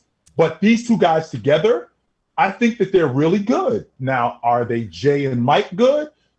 I'm not going to go that far, but it could be something. It could be something similar to it. No, I just think we pushing too many fast agendas because they did it 24 one time. and 25. They're did- 24 and Yeah. 25. No, that's what I'm saying though. They're being so young. They've done it one time. But they made 3 conference finals though. They weren't what they are now. Their teams were a little bit different. Okay, yes, that's That's the fine. idea, And they're yeah. That's 24 all and progression. 25. I agree, and that's why we're pushing agendas too fast. But We're not why? pushing. No, we're We're not not. pushing They are. the You- Riv. no, not- no, They're 'cause progressing. They're all progressing. No, made they it to the are. finals They this are year. progressing. You just said they're the best duo in the league in the East. In the That's Eastern what you just Conference. said. Is that wrong? Like, Yeah, we it just is saw them- wrong. All right, Giannis that's and what you Middleton just believe. won last year. Okay, It- and it's I'm not not like saying but that it's not they're like not great. My problem is They're it's number not 2. like nobody beat them. They didn't play together this year. That's the problem with what you're saying. It's not like nobody took their crown from them because nobody did. Middleton just didn't play. That's the problem. You're pushing them over a duo that's won a chip, that's done it, and they didn't beat them. They beat a team that didn't have their second guy. I'm not disagreeing. That's why I'm Riv, confused at but that. Riv, don't we do that anyway, Riv? When a guy wins the NBA Finals and he's the MVP, he's the best player in the league. Even though this guy has been the league MVP the last 2 years and his team was in the NBA Finals and he's been the league MVP and he ended up winning the NBA championship 2 years ago and he's been the best player. Don't we do that anyway with these guys? We do that sometimes. We do that sometimes. That's So in this particular situation, because we live in a right now vacuum, of course there's going to be a lot of people. I don't think that Jalen Brown. Yeah, but I think this one.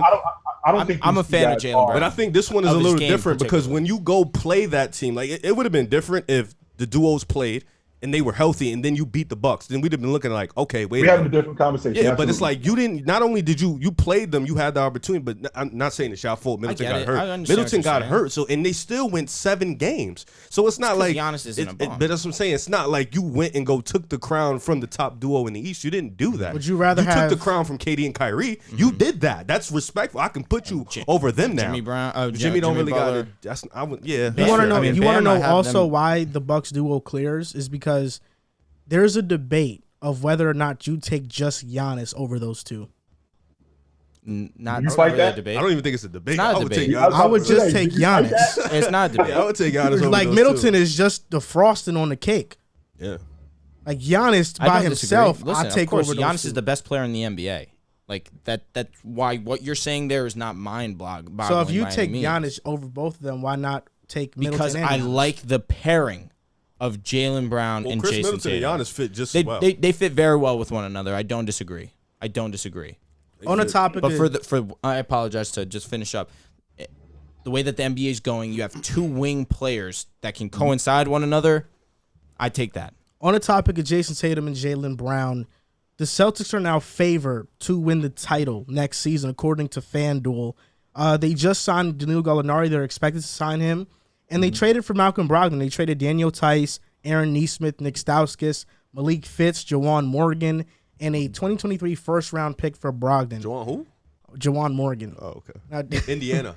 do you think that these 2 moves make them the favorites to win a championship? Yeah, it definitely puts them in the East front. See, free agency is so tough because you want to wait to see what the Bucks do. You want to wait to see what Miami does. But we got to do a job. Yeah, you know that's why I said I got to do it. So I'm just going to talk from the East. I don't think this puts them over the Clippers. I think getting John Wall was huge. I still think top to bottom, the Clippers have a better roster. I got to give the champions, the Warriors, some respect. So I still have them over. But talk about just in the East. I think they are right now, as of today, the front runners. Now, I still want to see what Milwaukee does with the rest of their role players. Their role players were pretty underwhelming against the Celtics. I want to see them add a couple more guys that are better. Wes Matthews is really old. I don't know if he can maintain being that second defender next to Drew Holiday. I want them to get a little bit more depth. Miami, we're still waiting to see if they can get another score. If they get another score, this is a different conversation that we're having. I don't think right now they're built to beat Boston, especially now that Boston just improved. But I think if Miami gets like a Beal or a Donovan Mitchell, this is a conversation that we can definitely have where Miami looks like they can be better than Boston. Philly, I think they made really great moves. Melton, PJ Tucker, but like we keep talking about, it's up to Harden. It's dependent on Harden. If Harden becomes different, then it's a different conversation. So right now, it's good to see you back on Harden's bandwagon. With Brogdon being that playmaker that they need, a guy who can space the floor, be a playmaker, 6'5", can guard 1, 2, 3. Now he can be a role player, which I always thought he was, a role player. Now you got him, Danilo. I think this is a team that can definitely – this is the front runner right now as of today in the East. Let me just say that little quick I always thought he was a role player. Yeah, that was unnecessary. That was unnecessary. Everything's his most recent season, yes, it was his most underwhelming in a couple of years, but – this was shooting-wise, efficiency-wise. Years prior, we saw him be in that 37 to 39% from 3, where this past season, I think his problem is only health. No, for sure. This past season, he only played 36 games, still averaged 19 points, 6 assists. Malcolm Brogdon was a very, very good addition for the Boston Celtics because what you look at the Celtics and see is that they need a true point guard that can facilitate. Now, Marcus Smart did a good job of filling that or completing that job. However, he's not a true point guard. He's not the best facilitator. Sometimes he's a little erratic with his play, and it halts the Boston Celtics offense. Malcolm Brogdon can have a control of this offense and start to see Jason Tatum and Jalen Browns in their spots and get them going. And also, he can consistently hit a shot. You can actually rely on Malcolm Brogdon. If you need him to get a bucket for you, Malcolm Brogdon can do so. And you mentioned how he's going to be a role player, which he is. He's going to be the sixth man for them. He could arguably be in the running for sixth man of the year next season. Yeah. Now, I'm not going to go as far as say championship favorites. 100%, both teams you listed, you have to give respect for. The Clippers are going to come in. They're going to be a great team. It's all dependent on Kawhi Leonard's health for sure. And Golden State, you have to give the champions their respect as the champions. So you can't put another team, especially the one that just lost to them, over them. But in the Eastern Conference, it's all dependent on, you mentioned Beal, you mentioned Donovan, but it's also dependent on Kevin Durant. If Kevin Durant makes that move to Miami, Well, I think he's going out west. That's why. So. which I don't doubt. I think the Nets don't want to see a Eastern Conference team have Kevin Durant. But if the package is there and that's the best one available, then maybe they decide to make that move.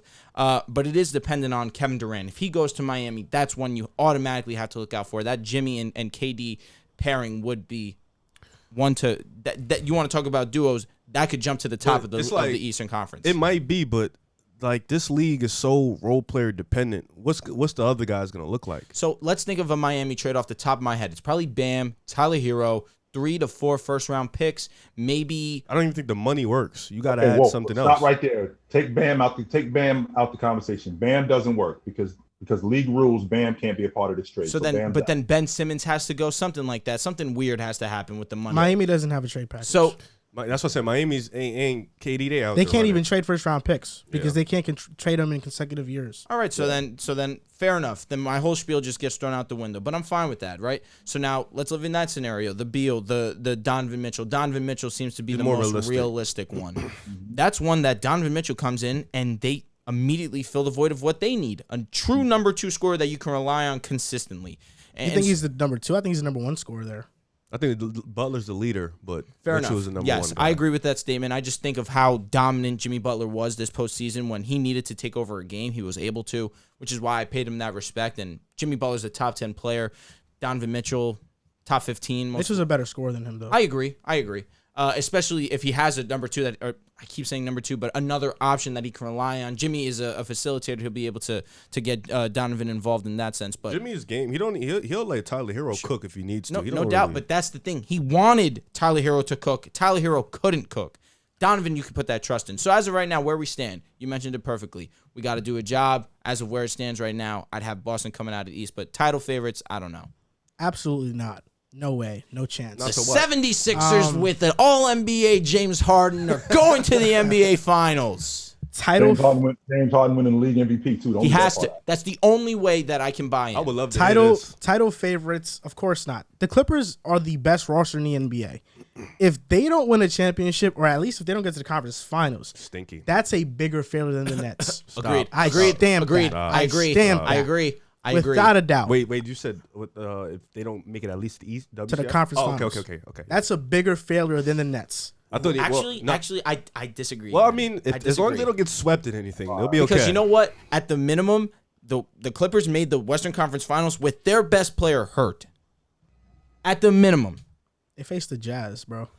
Didn't Jalen Brunson plays with Jazz? And you prop him up to different. Like this guy, there's no difference. You're so narrative based. You're so narrative based. Actually, the Jazz were better than the Clippers. Wait. So hold up. So you're giving Paul George, best team in the NBA. You're giving Paul George credit for beating the Jazz, then? I do give Paul George credit. Because I haven't heard you praise Jalen Brunson once for his performances against the Utah. Whenever we mention Jalen Brunson performances, you say, "Oh, it's against the Jazz." No, Paul George gets propped up. It was different then. It was different then. Jazz were the number 1 seed in the NBA. It's the same roster. No. It's because you like to bring up his 21 game sample size. That's what you like. It's the same roster, but Utah didn't have Mike Conley. Literally for that series. Nah, Utah. Conley played the last game on a bad hamstring, but he didn't play. Mike Conley at least was guarding Brunson, and Brunson gave him the business. I don't want to hear that. He's getting guarded by a 40-year-old cook, Mike Conley. That you wanted to trade for. Cook that you prop PG. Look, I'm talking about. You said Mike Conley and Chris Paul on the same level at one point in your life. You did say that. I've never said that in my life. Chris Paul in the playoffs looked like it. Oh my God! But look. Boston made good moves. I think Gallinari gives them another shot creator, although is he a fit for what they do defensively? I don't think so. Malcolm Brogdon's a good player, but it's just injuries with him. He's always injured. You can book it for him to miss at least 30 games in a year. But now that he's not a lead guard and he can play a lot. Perfectly said. Take games off, load management. Minutes restrictions, there's not as much expectations, 100%. This is the perfect situation for him, but last year he did deal with Achilles injuries and a hamstring injury, maybe because he's out of shape. I don't know. It's probably why it led to the hamstring thing. But Malcolm Brogdon was a good pickup. I think he's going to be a very good 6-man. But the one concern I have for Boston is that they don't have a backup big. Like, I want them to go out and get a backup big and some more depth at the wing. Like, Grant Williams is good, but he's inconsistent. Right now, their bench looks like Malcolm Brogdon, Derek White, Grant Williams, and Peyton Pritchard. Gallinari? And Gallinari, you're right. I like but that. that's not a bench that I am overly ecstatic about. I think Payne Pritchard is most likely to get dealt for something, for hopefully a backup big and maybe like a second-round pick or something. But I don't feel like it's Brogdon, a necessity. Pritchard is definitely in their plans. Absolutely. I don't think that they're moving off. I think so too. Brogdon said, I'm looking to win a championship. That's actually it. In the past, I've worried about stats and numbers and all that.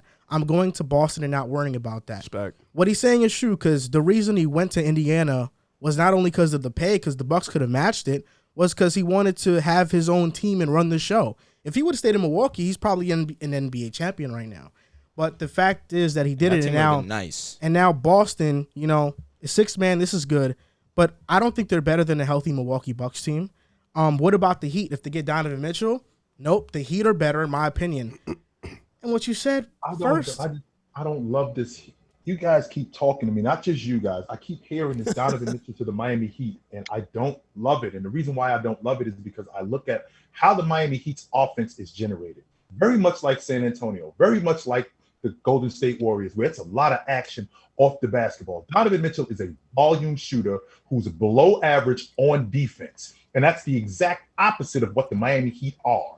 And I don't know how well he fits into what they're doing. They don't need a guy that's just going to jack up shots. The thing that bothers me the most, go ahead, Riv, because you look like you're chomping at the bit. I got something to say. Go ahead. I want to let you finish. And then, Well, because it looks to me like what they're doing in Miami is they're right there. They're not that far. Now, I know who Pat Riley is, and Pat Riley's not just going to run it back. No, he's not going to do that because Boston got better. I'm not 100% on board with Brogdon because of his injury history, and add that to the fact that I'm not loving him playing behind Marcus Smart, because I think that could very well screw with Marcus Smart, with his psyche, because that's always been Marcus Smart's team. So now I got a guy playing behind me who's pushing me for minutes, as opposed to a guy, which I also think that they could start Brogdon at the 1 and put Marcus Smart at the 2. They could also do that. But to get back to my point, everyone's talking about Donovan Mitchell in Miami, and I just don't like it. And I don't like it because of what they have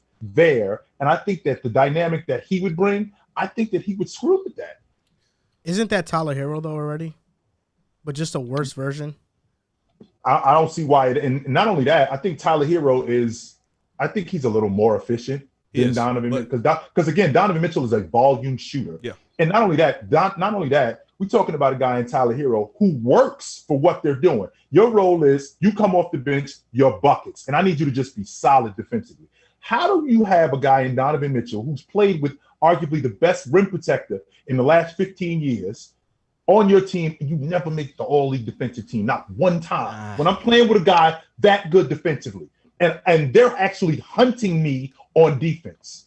They're coming after me. Meanwhile, I'm going to go to Miami, where their stamp is a lot of the stuff that Miami does is in transition. A lot of the stuff that they get is steals, rebounds, and quick outlets. A lot of that stuff works. But now I'm going to get this guy who comes in here, and he's nothing more than a volume shooter. I don't know how well that works with us if I'm Miami. Big Donovan Mitchell guy over here. Right. Of course. So you mentioned Pat Riley, and you're older than me, so you know a little bit about Pat Riley's history more than I do. And we know if Pat Riley makes a move, then he fully believes in the guy he's making the move on. He understands that he can fix. So I think with being in the Miami Heat culture, we understand they come in, they work hard every day from day one. They play defense. That's their motto. I think a lot of the projections with Donovan Mitchell to Miami is that you have a young guy in Donovan Mitchell, a guy who coming into the league, that was a while ago, but he was a good defender coming in. Now, why did that fall off? I don't know why, but he was a good defender at one point in his career. Yes, he is a volume shooter, but you got a guy who has a good relationship with Dwayne Wade, a guy who Dwayne kind of took under his, kind of took him up as a protege. And you got a guy in Jimmy Butler who's there, who puts guys straight. Udonis Haslem is still there. I think the belief with Mitchell to Miami is we got a guy who can score the ball, and if he can come in and buy in to the system, he can come in and buy into the change, then this is somebody who can potentially put us over the top. And I think that's why Donovan Mitchell or even Bradley Beal is somebody who they would love to come to Miami, because they feel like that culture is a place where they can kind of change a guy and he can buy in, especially at this age. Because you mentioned it, he probably is, him and Tyler Hero are the same things, except Tyler Hero is a guy who comes with the bench. He knows his role, but Donovan Mitchell, you have an opportunity where you can kind of like, he can come in and buy into the system right now because he does want to win. So I think that's where the belief is. He can come in and just buy in, and they can kind of persuade him. They have Jimmy Butler, the leader, there. They have Pat Riley there. They have Eric Spoelstra there. So they have a kind of a three-headed dragon of leadership, of, you know, that stability where you can come in and you can kind of change his vibe. I also think that you also looking at Donovan Mitchell as also he's ball dominant, and that's the complete opposite of what Miami is. Yep. Add that to the fact that now I got to switch up, not just offensively, I got to switch up my entire game.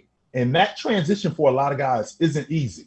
In fact, it's very difficult. So when I'm looking at a guy like Donovan Mitchell, how's that going to go with him in Miami?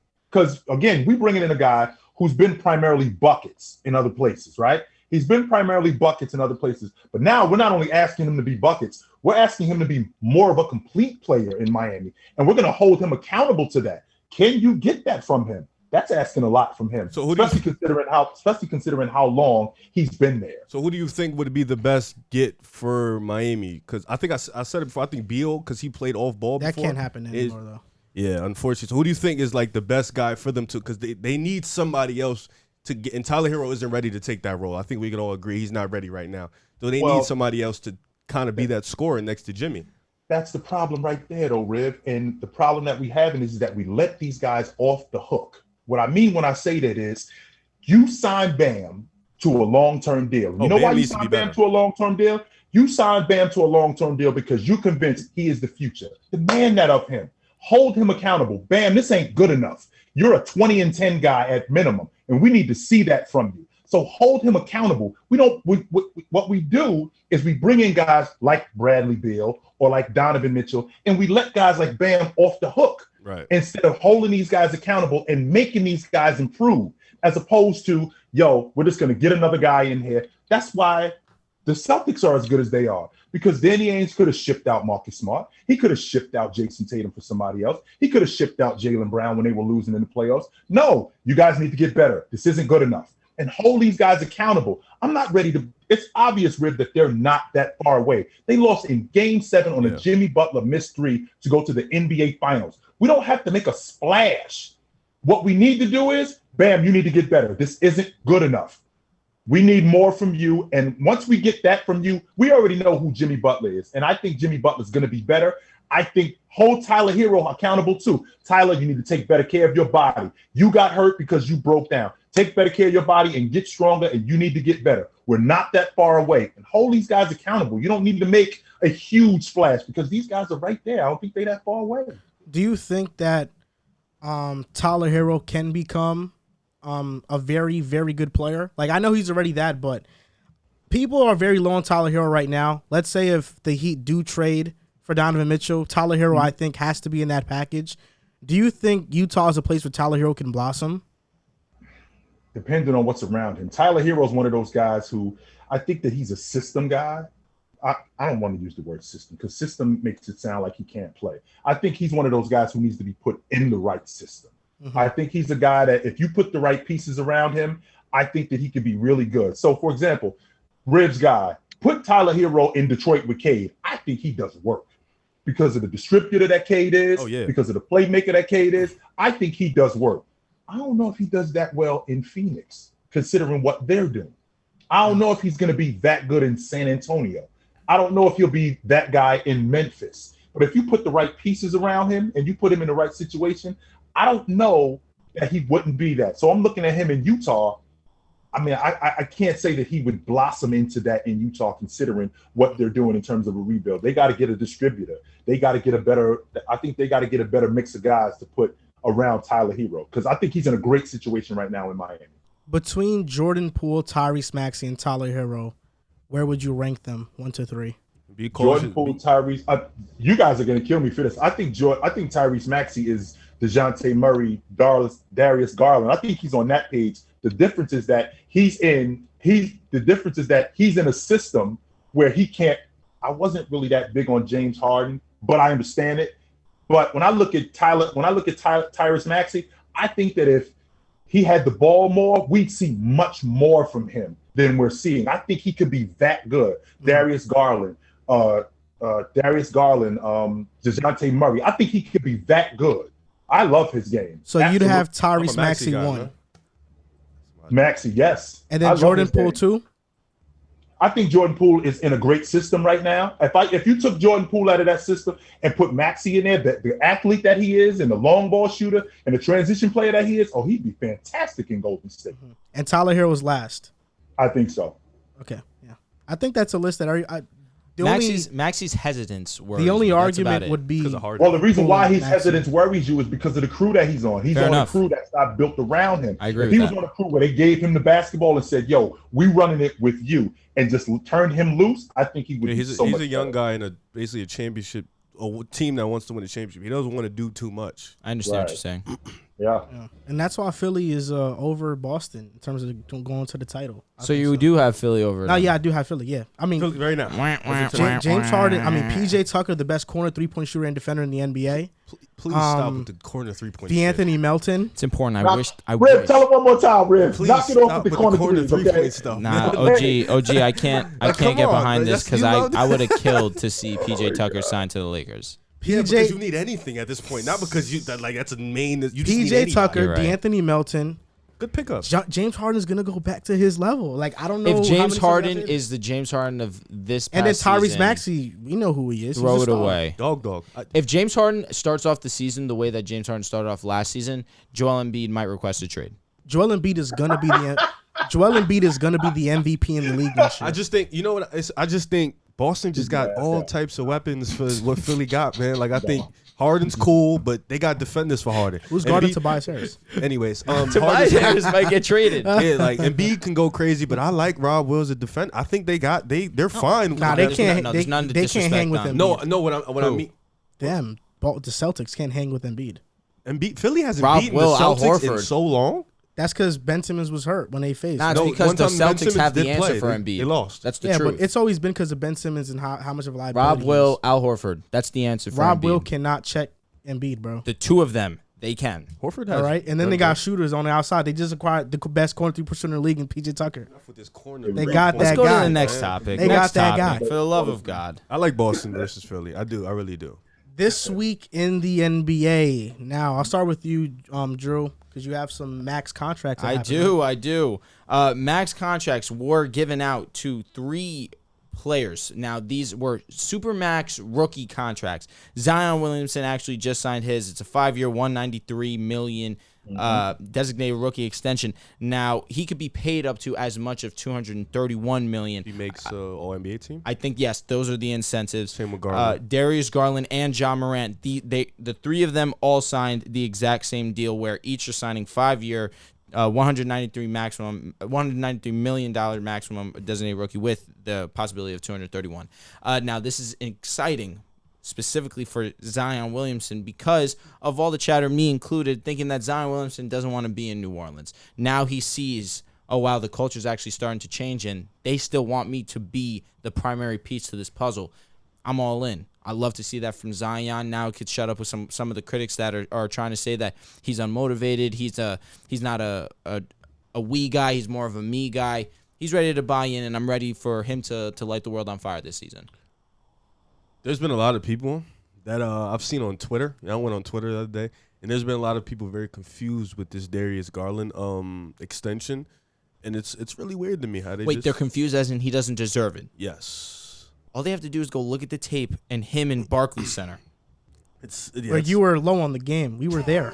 you were shitting on Darius Garland for 3 quarters. I was, and then he turned it up, and then you I shut up. were shitting on. No. I was shitting on him because you were saying that he's a better playmaker than Kyrie Irving. He is. That's what. Yes, he is. Garland's a better playmaker than Kyrie. There's nothing wrong with that.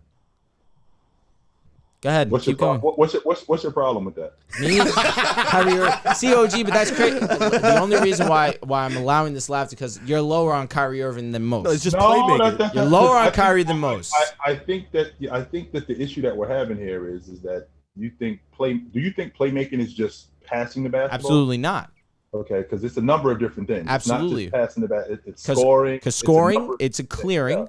It's a clearing. I'm going Kyrie Irving. He's the better scorer, no question about that. I will not. I won't. You got that. Okay, there. yeah, no, without a doubt. Darius is better than pick and roll though.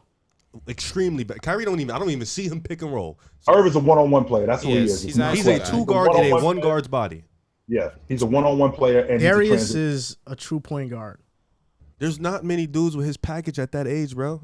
His offensive Kyrie package. Irving. No, in terms of playmaking is included. Okay, His offensive package is ridiculous. The I floater, don't think Kyrie. inside out, the pick and roll, he can do. Bro, Wait, hold up. Mid range, yo. Okay. Wait, Riv. Don't Riv. talk to me like I don't think that Garland. I'm just getting excited. Hey, Riv. I'm just getting excited because he's a Riv, different hold guy. up. He's him. Darius Garland in his third season in Cleveland led the Cavs to the play-in, potentially a playoff spot. Had Allen it's and really Mobley only not gotten because hurt. of Darius Garland, not because they Well, he's had the best player on the best team. front court in the NBA. Well, Kyrie couldn't do anything in his first 4 years in Cleveland until LeBron. because that team was terrible. I'm gonna be honest. Garland I mean, they were nowhere near the playoffs. really helps ever, that front though. court. Huh? He really helps that front. I'm not He saying puts him in no, a lot listen, of positions to score. Again, I'm not trying to minimize the He's the impact only that Garland backcourt has player onto they the had. field, And onto the Rubio court. went down. Excuse me, but we can't pretend like it was just the Garland show. I just want you to know that not many guards can play with 3 7-footers on the court. Like not many can do that and still be successful. Laurie's 7 feet. Yes. he Wow, is I didn't know 7 feet that. tall. every bit of it. Every He's bit of 7 it. And feet add tall. that to the fact that them signing Garland, this is obvious that they're all in with him and Mobley. As Those they two should. guys are their guys.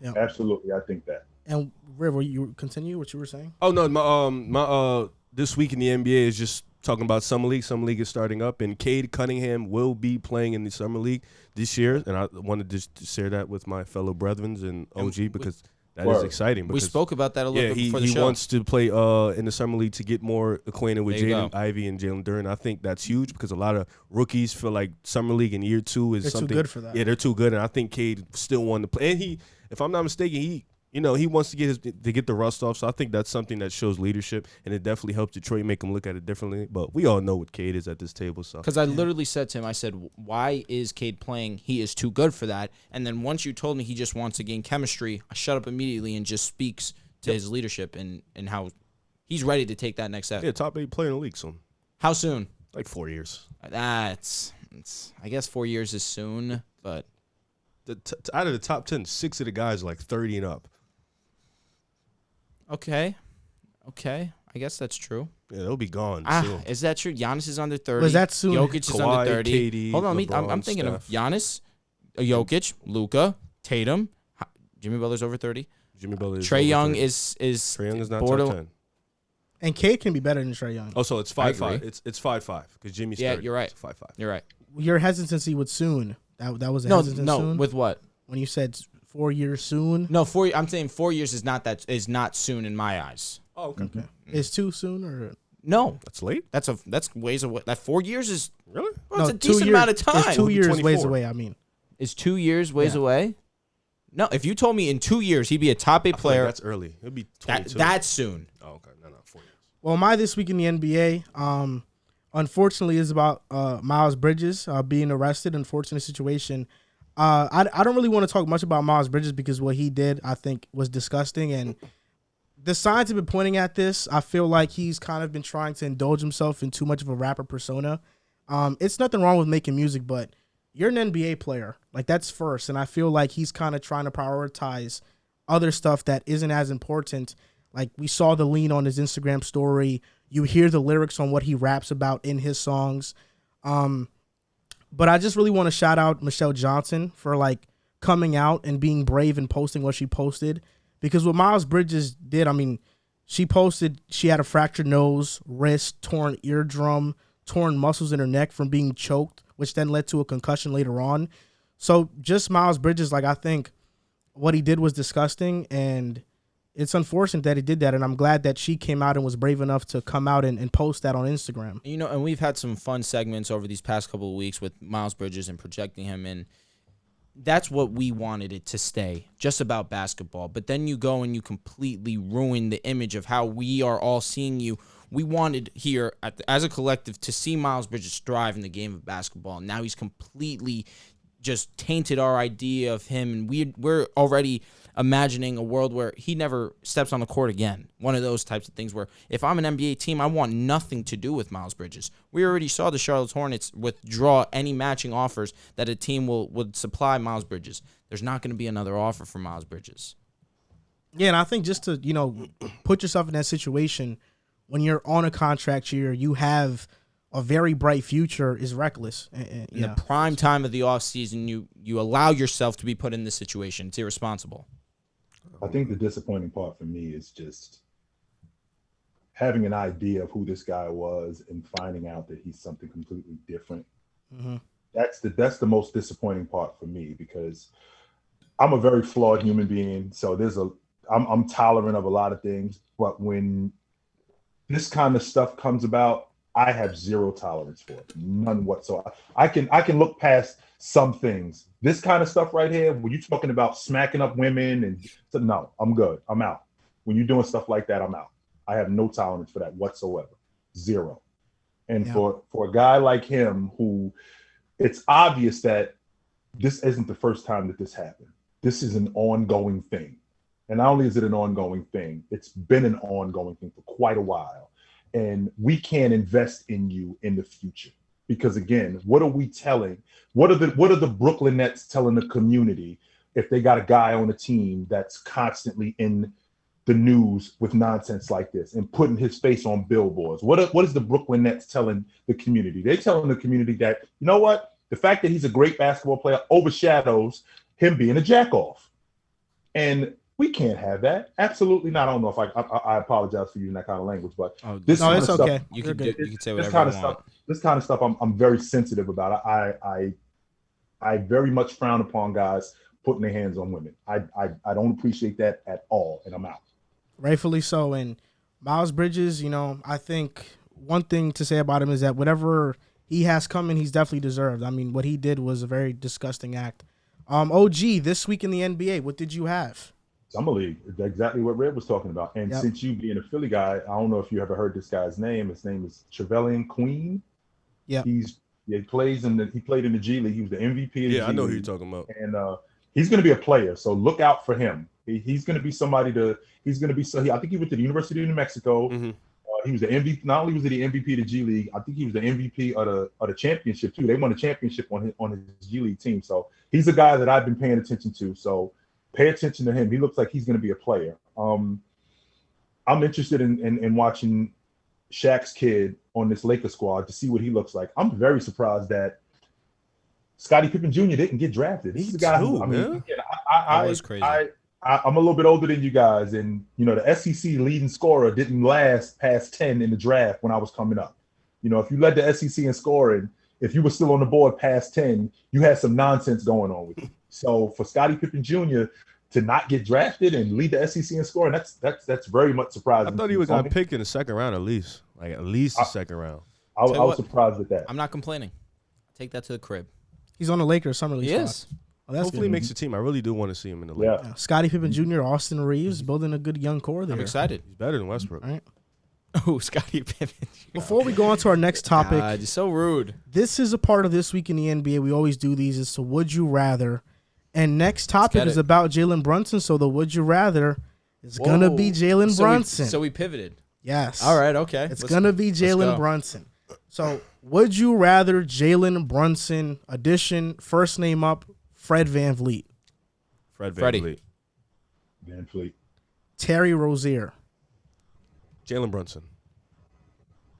I'm going scary. Brunson. Malcolm Brogdon.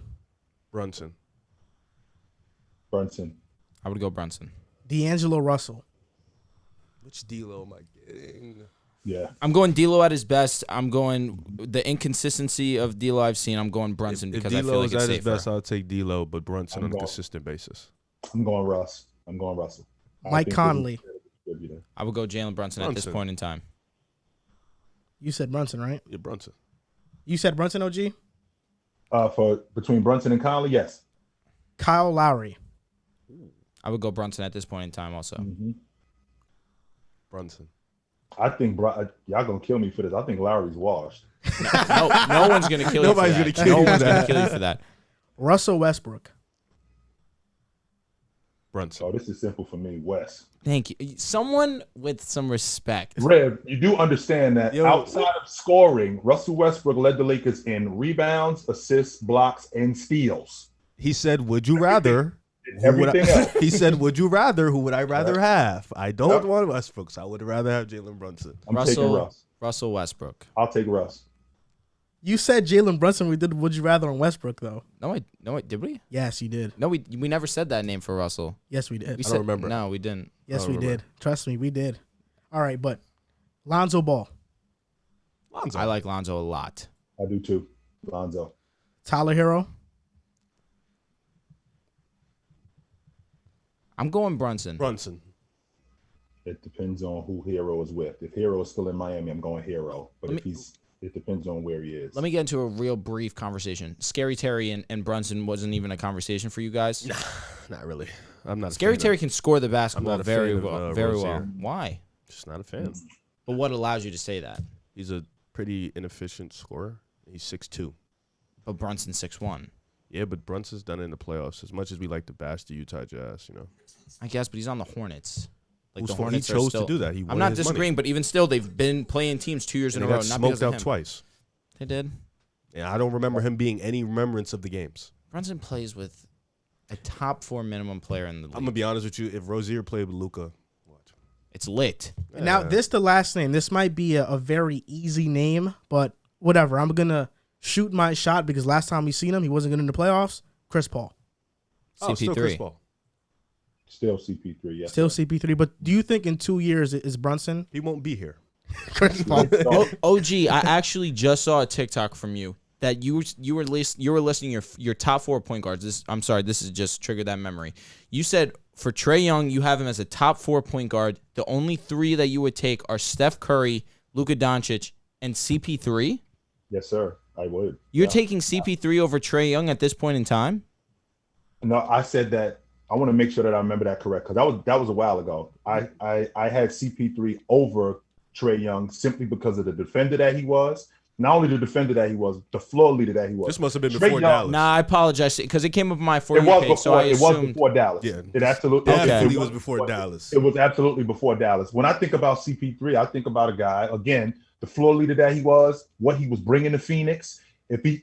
But he did reintroduce himself to me. Yeah. He did do that. Yes, he did. He did reintroduce himself to me, and I kind of remembered who he was. But when he's healthy, CP3 is definitely one of the top 3-4 guards in the game. Now, would you take Damian Lillard over CP3 at this point in time, or?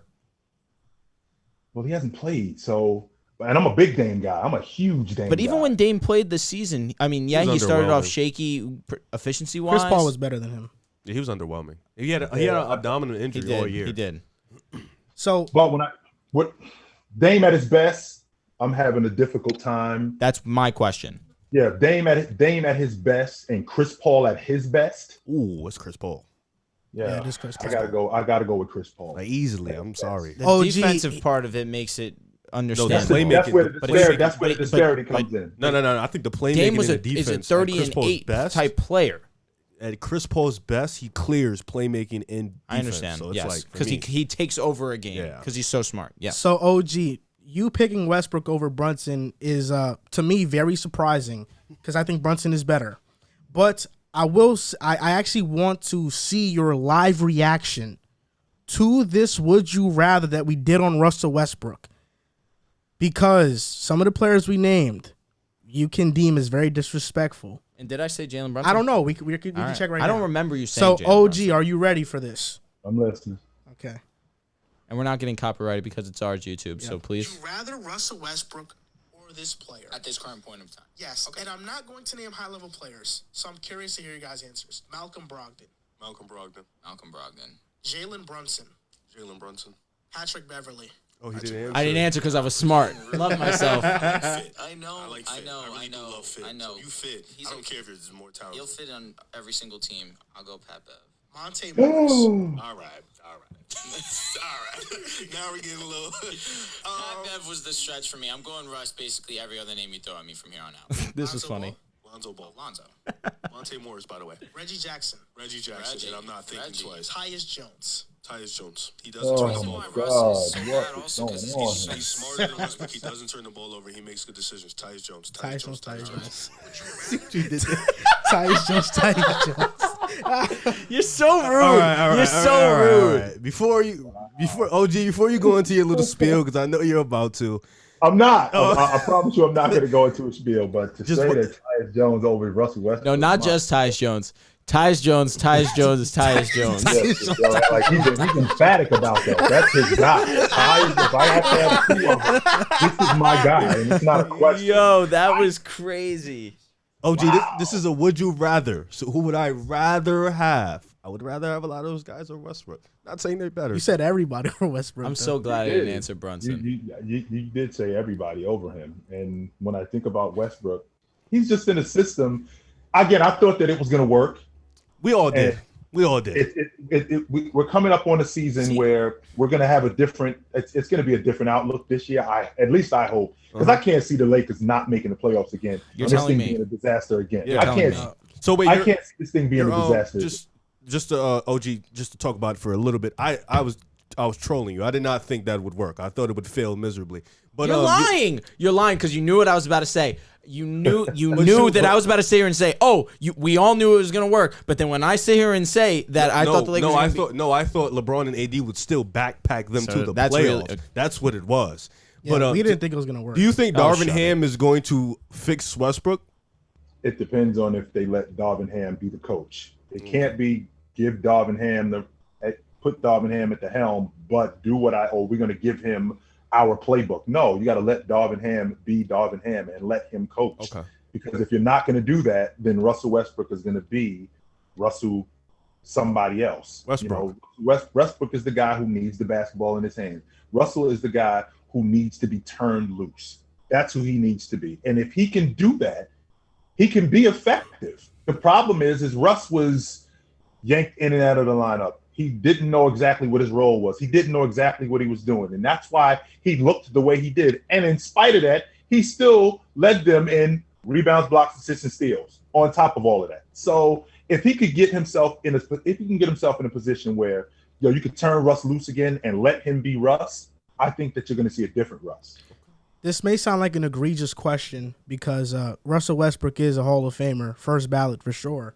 But at this point in his career, when you watch him, it's just tough to watch. Do you think that this past season, the Timberwolves would have been better with Russ instead of Patrick Beverley there? I think Russ would have played different with that group. Okay. I do. I think that he would have played differently because his role would have been different with that group. He would have been more of a distributor. He would have been more of a playmaker. He would have been more of a scorer in a wide open offense, as opposed to being with the Lakers and with LeBron James and with Anthony Davis and I got to get this guy, as opposed to I'm going to play with these guys and they're going to play off of him, as opposed to him playing off of them. I think it would have been different. So you would have rather had Pat Bev for the Lakers than Westbrook? Yeah. No, I'm not saying that at all. No way. What about Tyus Jones? That's even worse. That's he said that with a straight face, too. He was dead serious. I was actually mad that they asked me that question, honestly, because that's disrespectful to Tyus Jones. And you took Monte. Oh, my God. Tyus Jones, high IQ. He did say Harry. What was Monte Morris from Denver? He did say him. Yeah. Russ owe you some money or something? What's going on?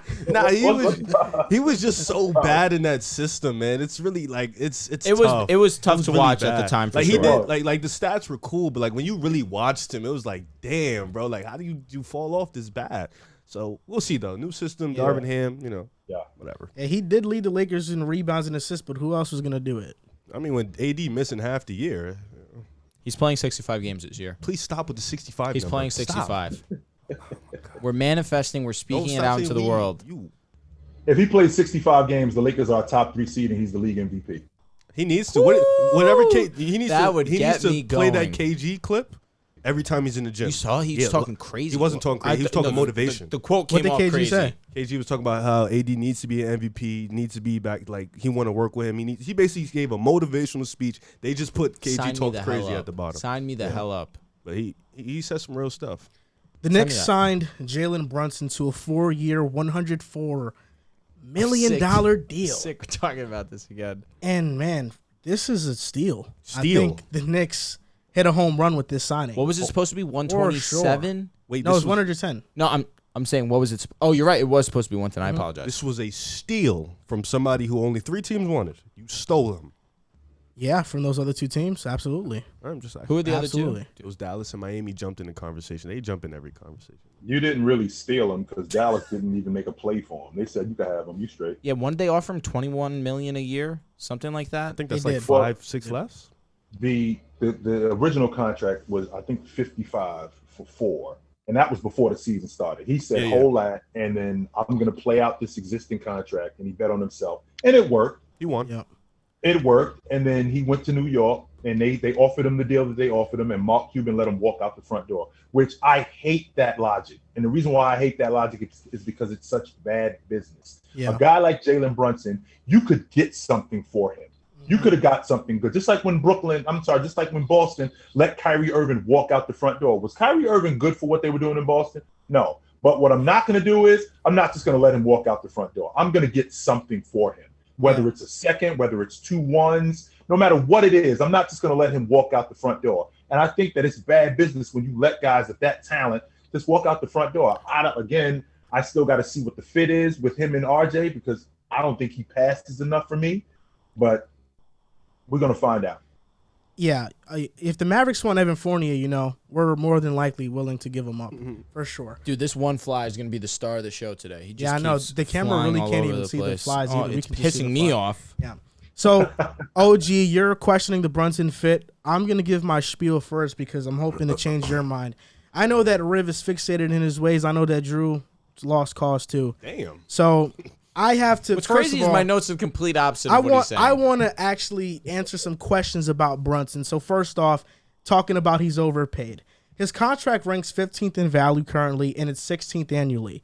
And we're not even talking about guys like LaMelo, who are next up in line to get paid. Yep. Tyrese Halliburton, Tyrese Maxey, Tyler Hero. So in a year, Jalen Brunson is going to be around the 18th to 20th ranked point guard in terms of contractual value. And that's where I think he's around in the NBA in terms of top point guards, which means he's not overpaid. That's just the one thing I want to get out there. To talk about him as a player, he's a great isolation scorer, 0.95 points per possession, 65th percentile. In the playoffs, when he had an increased load, it jumped up to 1.07 points per possession, 74th percentile, which was 11th amongst all players in the NBA playoffs. He shoots. Before you go any further, Jay, just so you know, we got an isolation scorer, so we don't need another one. You're good already. Oh, you can never get enough. Knicks don't have any isolation scores outside of RJ and Randall. We can always name use 2. them. Which one is it? You don't have none of you, or you got 2 of them. Which one is it? We got 3.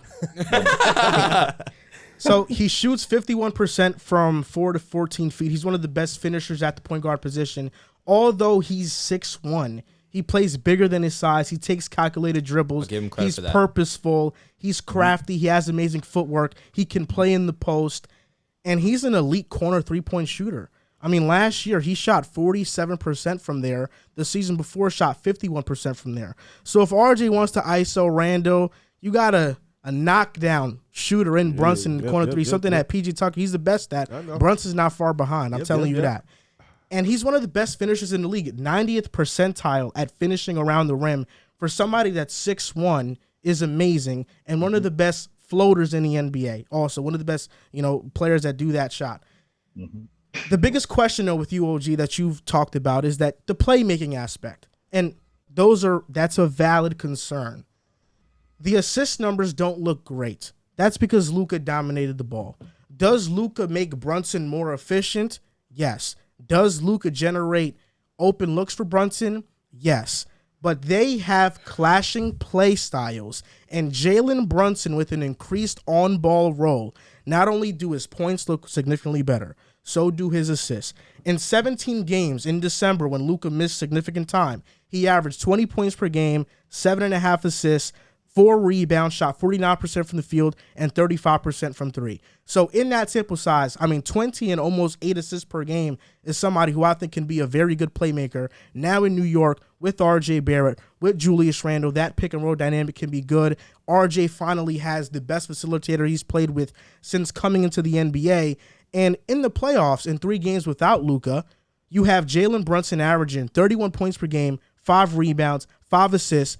Without Jalen Brunson, the Mavericks don't get past the first round this past playoffs because Luka was hurt for the first 3 games, and Brunson backpacked Dallas, so he's capable of big-time performances. Ultimately, this is the best point guard the Knicks have had in the last 20 years. That's not really an indictment on Brunson. Yes, Dude, significantly. I'm blanking on his name. Significantly. No way. Significantly. Raymond Felton was good for half a season. Significantly. The Knicks haven't had a point guard. Jalen Brunson is the first point guard that we have that's good, that's close to great. He's the best point guard we've had in 20 years in a landslide. Jason Kidd's washed. That's fair. And we still have Nate Robinson? Derrick Rose doesn't count. Derrick Rose, Brunson's better. And Derrick Rose came off the bench too. Yeah. We still have 5 first-round picks, a good young core. Brunson is just the first piece of the puzzle to the Knicks contending. He's the second piece. RJ's the first. Well, I'm talking about as of recently. Like he's the Acquiring, all-season moves. I understand. Yeah, and Mitchell Robinson, us extending into a contract. Mitchell Robinson is the first player the Knicks have drafted in the last 28 years that we've signed to a second contract. This tells me we're not the same old Knicks. We're trending in the right direction. We're keeping our players. We have a good young core. Brunson, he's the guy that's going to put everything together. He's the glue. RJ's ascending into a star. Randall, I hope at least I see him more efficient next year, but ultimately I want him to get traded. I think the Knicks, they're ready to be a playing team next year for sure. Playing locks. And Brunson's going to be a guy who's going to average 19 to 21 a game and 6 to 8 assists per game next season. And I think the fit and how he plays with the Knicks, it's going to surprise a lot of people. All right, playing locks. I'm going to list you some teams. You tell me, will the Knicks be better than them? Are you guys going to be better than the Pistons? Yes. Are you guys going to be better than the Wizards? Yes. Are you guys going to be better than the Hornets? Yes. Cavaliers? No. Hawks? Debatable. Hornets is a wait and see also. Just keep going with the list. I mean, listen, maybe the Nets, because who knows the landscape of their team also. I don't know who the Nets are going to get. And then obviously Bulls, Raptors. Obviously Bulls? I'm saying Bulls and Raptors. You're taking the Knicks over the Bulls? Depends on what Randall we get. Mental illness. I'm just saying, best case scenario for the Knicks, Randall at least gets 75% to his All-NBA season. R.J. Barrett ascends to an all-star. Mitchell Robinson stays healthy. He's one of the best defensive bigs in the NBA. Jalen Brunson is a top 20 point guard lock for sure, averaging close to 20 a game, 7 assists. Julius Randle was his 75% of his All-NBA self. No, he was not. He was. No, he was not. He was 19, 10, and 5. That's 75% of what he was. No, he was not. That's just you looking at the he was like numbers. 20% of what he was. No, of course. Listen, 70. So what was he? 50? He went from shooting 40% from 3 to 31%. Yeah, because he's not like that from the 3. And why is that? Why is that? Because Randall had no point guard. Alec Burks was the point guard. Now that we have Brunson, oh yeah, Randall's shooting 36%. Lock it. Okay. Lock it. You shot a lot of numbers. You did it again. Giving us all these numbers from his time with Luka Doncic. Am I not supposed to use statistical evidence? Well, no, he's saying you did, but he's saying that I'm assuming it's gonna be hogwash. No, yeah, you did, and what you always love to do is you love to bring numbers from a different situation when they're playing off of somebody, and then bring it to another situation where it's gonna be completely different. Jalen Brunson is officially a lead guard. He's now going to be the guy who sets up the offense for you guys. Was it an overpay? Well, when you brought up the market stuff, no, not really. And when you look at all the contracts from the other point guards, no, not really. If you think about it, and the money's going to go up. So essentially, good job. You got your point guard. Thanks. This big three, though, of R.J. Barrett, Randall, Jalen Brunson, it really just hinders on R.J. Barrett and how much he can improve his game and ascend his game. I think Randall, we kind of already have an idea of what he's going to be for the long haul. Jalen Brunson, it's tough, man. It's really tough. New environment. You know, can he score in isolation? Yeah. Can he be a facilitator and run the offense as a playmaker? Still wait and see. I don't know yet. In Dallas, it was different. They had shooters everywhere. I don't think the Knicks have that in terms of just shooters everywhere. Yeah, Fournier's not good. Quentin Grimes. Fournier can be a shooter, like no, but he's not good. Role player for them. Yeah, he's not good. So let's take those other guys off the table. Jay, let me tell you something, man. It's a lot different when they're writing the songs for you. It's a lot different when you're in the back of the microphone and you're standing in the back as opposed to you at the front. And they writing all the songs for you, and you have to produce the hits now. So when you got, I don't know, David Ruffin at the front of the line, and all I got to do is sing back around, I sound a lot better as opposed to when I'm at the microphone and now I got to produce all the hits. Jalen Brunson looks a lot better with Luka. It's going to be, we remain to see what it's going to look like when he's running with R.J. Barrett, and he's the primary ball handler and the playmaker and the guy. It's going to be a lot different. You say that, but I thought throughout the playoffs when Brunson played without Luka, the 3 games, I thought he looked much better than when he played with Luka. 41 points, 31 points. No, that was incredible. And just so we know, so we clear, because I'm glad he brought up the numbers. Now, who was that he was smoking? So we clear? Mike Conley. The Utah Jazz, who only allowed 4 players to score 40 points that year. No, Mike the Conley. entire season. Mike Conley. And Mike Conley was the guy who had the assignment. And yeah, but Mitchell. Gobert was helping, and Brunson, Mitchell. whenever Gobert helped, Brunson, he's being a great passer, was facilitating. We've all admitted at this table that the Utah Jazz are not good in the playoffs in defense. Their perimeter defense is arguably the worst in the NBA. I do have a question. Would you fight that? I'm not fighting that, but I'm also not going to discredit Brunson. That's fair. For taking advantage of that situation. And even if you can't knock and also 40 and also points. and It's also hard to knock 40. and also I get it if like he had 20 points and stuff like that. Okay, you're like, okay, 20, but no, he had a 40 ball. No, I agree. 30. It's hard to had an knock anomaly. 40 and 30 against any defense is tough. I have a question. Now, you're going to give RJ an extension, I'm assuming. You have to. Mm-hmm. You locked up Brunson and Randall. What's the ceiling on this team? Because you're probably going to be around the playing area, so you're not going to get a high draft pick. Absolute ceiling's 8. Now you're that guard spot is kind of filled up, so now there is no young guy you can bring in that can play the one because Brunson is that. What's going to be the ceiling for this team? Playing team. But no, this can't be every year playing team ceiling. Well, last year's ceiling was what? The 4 seed after they No. The season that just passed. That season's over. So I know. But so you're saying we can't keep saying that. But they're coming off a 4 seed. There was good expectation. They're coming off a 4 seed. They didn't make the playoffs. They didn't make the play-in. Oh, they were bad. Now you get Brunson. The expectation is playing. But how do you continue to get better? You lock up Mitch. You locked up Randall. You locked up Brunson. I don't know if these are Randall's off the books after this season, actually. But I don't know if these are guys that you have a team option. Like these are guys that you bank in to be the superstars or the all-stars. Wait, who? Brunson, Randall, Mitch Robertson. Okay, all right. I know Randall. You exclude RJ. As long as you're excluding RJ, I'll shake your hand right now. RJ's the one guy. This is the thing. I think Quentin Grimes is going to be a fine player. That's cool. Okay, I think that Julius Randle, he's going to play efficiently this year to the point that we're going to get more than a bag of chips for him in a trade. I'm done with this efficient logic. Okay, we sick of this with the Knicks. I'm at it with you guys with this Knicks. Let me tell you why, Jay. Because what you trying to sell me? He's trying to sell me a blimpie and a 6-pack for $100. That's what he's trying to do. That's exactly what this dude is trying to do right now. I am sick and tired of the Knicks with this. We're going to be this and we're going to be that. Julius Randle's going to be more efficient. When are we going to see results? Riv just said it. October. Julius Randle, R.J. Barrett, who I think is the franchise player, and Jalen Brunson. Yeah. What is the future of this organization with these guys? Because I think your boys missed the boat with passing on Mark Williams from Duke. I think he's better than Mitchell Robinson right now. And I think that he's younger and cheaper. And I would have loved him. I think he's perfect for what you guys are doing. But that's neither here nor there. Like Riv just said, not Mitchell Robinson, I'm sorry, R.J. Barrett, Julius Randle, and Jalen Brunson. What is the ceiling for these three guys? The ceiling In is the East. dependent on R.J. Barrett and how good he's going to be. If He's improved every year. We've already seen that. So now you already know who Julius Randle is. You're not getting any more. So let's stop with he's going to be more efficient. And let's dead all of that line. an All-NBA second teamer. We already know who he is. It's over. We know who Julius Randle is. Jalen Brunson, he's coming into his own. Is Jalen Brunson going to be an all-league guard? Is he going to be an all-star? Is he going to be any of these things? Is that what you're paying him for? He's going to be the most steady non-all-star point guard in the NBA. What the hell is that's Mike Conley?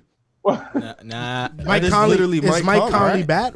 Wow, I'm fine with the Mike but the Conley. Grizzlies I would be more than fine with the Brunson difference being is Conley. the difference is the league was different. The Grizzlies had Zach Randolph, Marc Gasol, Oh, listen, I'm not Tony Allen, disagreeing. and they had an elite defense Julius around them. Randle's better than Zach Randolph. What the hell are you saying to me? What are you saying? No, Julius Randle is not better than Zach. That's not true. You ain't There's serious. no You're not way. serious. You trolling. You No, trolling. Julius Randle is not better than Zach. Has Zach Randolph ever had a season where he was second team All This is NBA? Zebo we talking about. OG, in your videos, you said One I season take don't being mix- an All NBA performer I very do. seriously. I take that very seriously. You know what else I take? You know what else I take very seriously? I take a guy whose first name is 20 and last name 10 very seriously as well. I mean, that's essentially. Listen, the Zebo, Julius Randle, it's not as crazy as you guys are making it. I ain't saying it's a wash. I'm not It's saying it's a not. wash. So It's he not. I'm not actually saying it's has a made wash. it All-NBA But Zebo, I think, is better than How many Julius times? I Randle. understand. He's made one All-NBA team in 2011. What team? Third. Two-time All-Star. What was his stats? I got you right now. Because Randle was 24, 10, and For 6. one season. What's his stats, though? Like, don't tell me one season. Tell me But what's his Julius stats. Randle's average So actually, 20 points in three Randle years. was 24 and 10 1 year. Yes, You mean that Randolph? that was last year. Randolph. Randolph, and he was 21 and 13 another year, 21 and 9, 21 and 11, 21 Oh, and gee, our 12. editor over here is having a stroke at the thought of Julius Randle being better than Zebo. Yeah, he was pretty much 20 and 10 for his career. Yeah, he was 20 and 10 for his career. Yeah. Yes. All right, well, okay.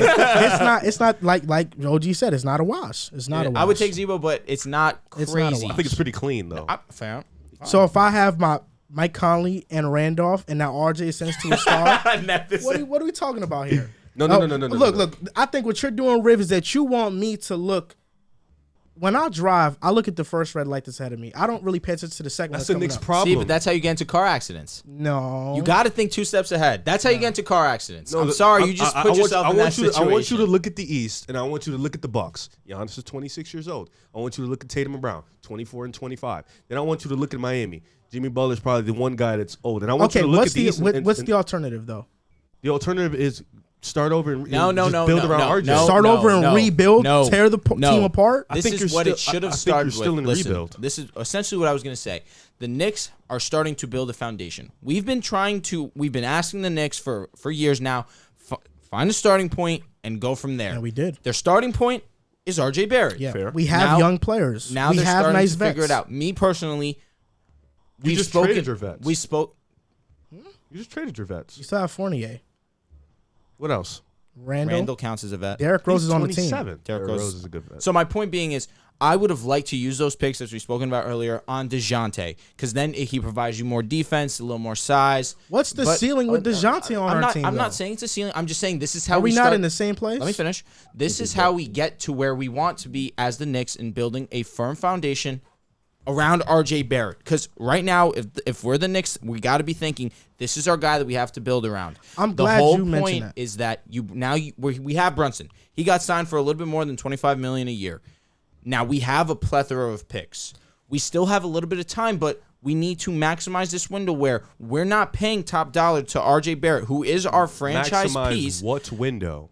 This time period where you're not spending a whole lot of money on the guy that this is all is about. You need to get rid of Randall, free up some cap space, use these. They just paid Mitch and Jalen Brunson. That's No, fine, I'm getting that's annoyed. minimum Hold on, contracts. Drew, I'm not getting annoyed at you. I I'm getting understand, but you annoyed need at to you. take these picks and try and trade for another superstar to jumpstart this thing. Because you have the foundation. Hey. You have the No, picks. no, Let the Nick guy go. Drew. Superstar You know, trade. I actually appreciate Drew's response because instead of criticizing the Knicks and just offering a bunch of questions and what ifs, you're giving them a solution. trying. You have not offered one single solution with all the criticism and I BS asked that you a you've been question. saying. I asked Now, you- look, because you talk about the Knicks are stuck in limbo. Oh, why pay Brunson? You're not going to do anything. You're playing team at best, whatever. What does next year look like? What does 2 years from now look like?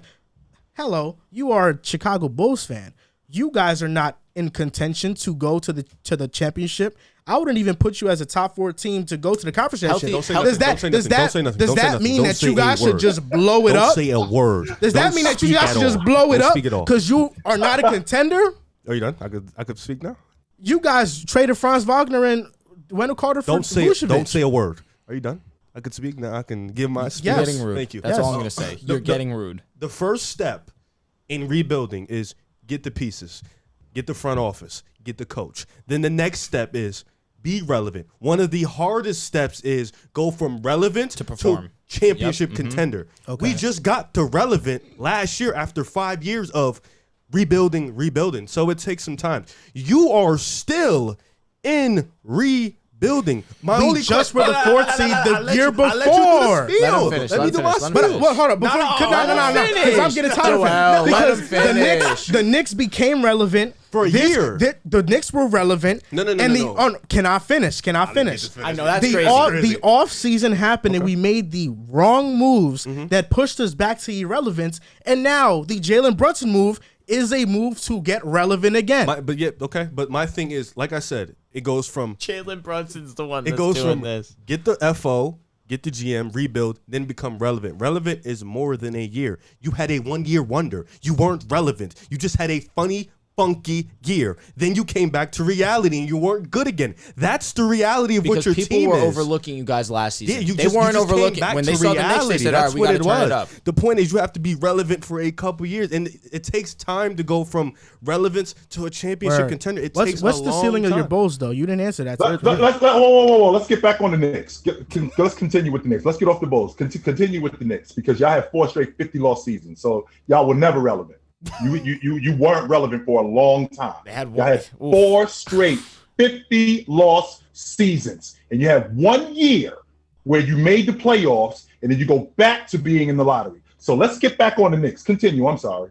Yes, we had the year where we were irrelevant. We made the improper offseason moves. In hindsight, Fournier wasn't the guy to pay. We should have brought back Reggie Bullock. Kemba should never have. Kemba should have never been the guy that we brought in. Yeah, we made bad moves, but now we are trying to correct that. So we brought in a guard who we know is improving, who performed in the playoffs, which Kemba never has for the most part, and Jalen Brunson. Jalen Brunson is the guy to now steady the ship. He's steadying the ship. And his father's on the staff too, so I think that's going to help. He's steadying the ship. Which goes back to my question that I asked. You need a point guard to steady the ship. Which goes back to my question. Why were the Bulls bad for so long? You never had a point guard. Well, we didn't have a point guard, a small forward, a power forward. We didn't have anything. But now you bring in a point guard, you steady the ship. You took what I said as disrespect when I was just asking you, what's the ceiling of these 3 guys? You're struggling to answer my question because you don't know. It feels like you are saying that. No, I already said it's a play-in.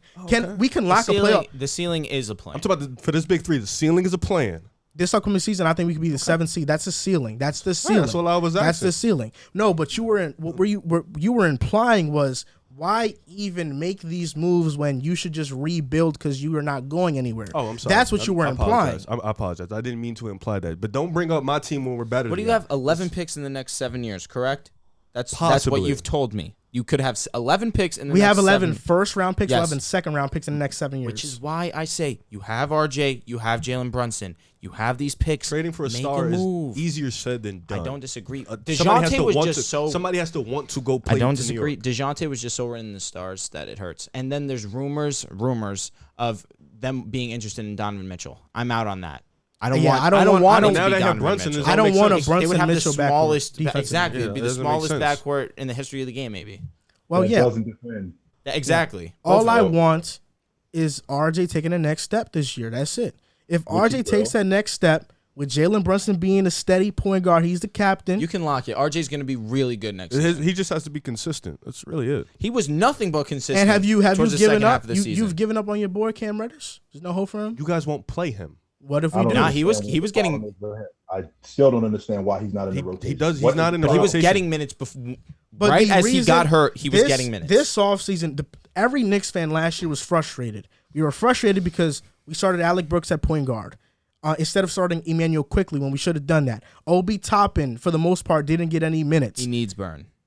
This past offseason, this current offseason that we're in, we traded Nerlens Noel Alec Burks because we want to give our younger players minutes. So now Obi Toppin, the front court minutes now freed up. Now he's going to play more. Now Derrick Rose, I wouldn't be surprised if he's the next guy out. So now we can give IQ more minutes. Quentin Grimes going to get more minutes. He got minutes last year.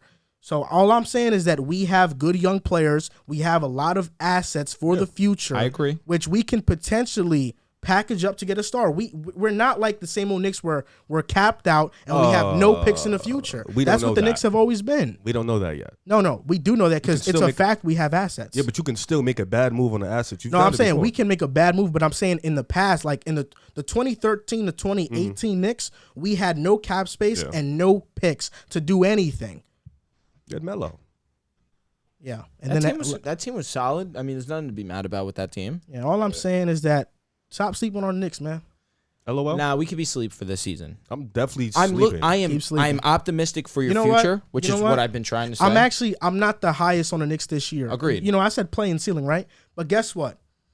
You said 7 seed. That's the top. We've been doing this podcast for 2.5 years now. Their ceiling. We've been doing this podcast for 2.5 years now. The year that Randall had the All-NBA season, in the offseason previews, I was on the bandwagon of tanking for Cade Cunningham. Ultimately, that didn't happen. Then this past year, I was very high on the Knicks, and then they disappointed me. So there's a trend. When I'm lower on the Knicks, they surprise me. When I'm very high on them, they disappoint me. I'm in the middle right now. So I'm leaning towards them surprising me this year. All right. Knicks. All right. Just to recap some of these moves, I want to actually just put out this report here. Chris Haynes reported the Los Angeles Lakers and the Brooklyn Nets are actively engaged in trade discussions centered on Russell Westbrook and Kyrie Irving. Bring them home. So this seems like it's going to happen. OG, you are not the biggest fan of this. What are your initial thoughts on this report? Again, Chris Haynes is a very reliable source. I dig Chris Haynes. He knows what he's talking about. But to bring in Russell Westbrook, to bring him into that means Ben Simmons got to go too. Because this isn't going to Ben Simmons and Russell Westbrook. How's that going to work? Yeah. So if you give up Kyrie and Ben for AD and Westbrook, you're okay unless they buy out Westbrook, it's going to be Kyrie Harris for bless you. It's going to be Kyrie and Harris for Russell Westbrook, THT, first round pick. Sign me the hell up. LOL. Joe Harris, I need that. I'm just having a difficult time. A 3-point shooter. Yeah, I hope those boys. And OG, I get the concern. We spoke about it ad nauseum before the episode started. I get it. Kyrie Irving is not someone that you can rely on. Why at 37, going to be 38 years old? Okay, we're talking about Kyrie. All right, can you stay on topic for me, please? I understand that LeBron, 37, going to be 38 in December, is not in a position where he should be trying to put the fate of his season in Kyrie Irving's hands. I'll say this. When Kyrie Irving has been eligible to play, he's played. This past season has skewed our thoughts on Kyrie Irving because people view him, I'm not saying you necessarily, I'm saying the general public, view him as selfish and not a team player for not getting the vaccine and being able to be with the guys and play during the season. When he was eligible to play, he played every single game that he was allowed to. Quick question. So you don't think them getting swept and him playing like garbage for 3 out of the 4 games is that why matters. we look at him differently? It's just question. You're evaluating Kyrie Irving off this series. I mean, I'm asking. Well, outside of LeBron, how many series can you remember that he's been golden in? Their best game? Can you answer that question? Outside of LeBron. Not many. Not many. There hasn't been series where you can click on and say Kyrie's been that guy. I'll say this: that Milwaukee series, Kyrie Irving and which KD, one? The one they lost in 5, where he the one that they like lost garbage? when he got hurt. Oh, for 2 games. The 2 games he played very good basketball. Okay. I lost my train of thought. You don't think he's selfish though? He left LeBron because of selfishness. He was young. When you were a young guy, listen, we saw it. Let's not compare soccer to football to the NBA, but Lionel Messi and Neymar. If you guys aren't aware, Neymar was the young guy. He's the Kyrie Irving in this situation. Messi's the LeBron. Neymar decided, you know what? I understand that Messi's the guy, but I want the feeling of accomplishing it on my own to show myself that I'm as good as I know I can be. Neymar wasn't able to achieve that. Neither was Kyrie. But it took it took some years to sit and have an epiphany on, man, I was immature. I made a wrong decision. I made a brash decision. And it takes a man to really sit with yourself and identify the fact that, yo, I really was wrong. I can right this wrong by doing. I really feel like if this wasn't happening to LeBron, you wouldn't be okay with this. I think just because he's going back to play with LeBron. I've been pretty Drew, consistent. hey, Drew, you're fine cut the with that. nonsense. You would have nothing to do with this if this wasn't James. You would be over it's it. okay. You wouldn't. You could say it, Drew. I can see it in your face. I can see it. like, Nervous. I know. You would be roasting Irv if this was The reason why I am as open-minded as I am is because, yes, I have been affected by Kyrie Irving's selfishness. I've been affected as a LeBron fan.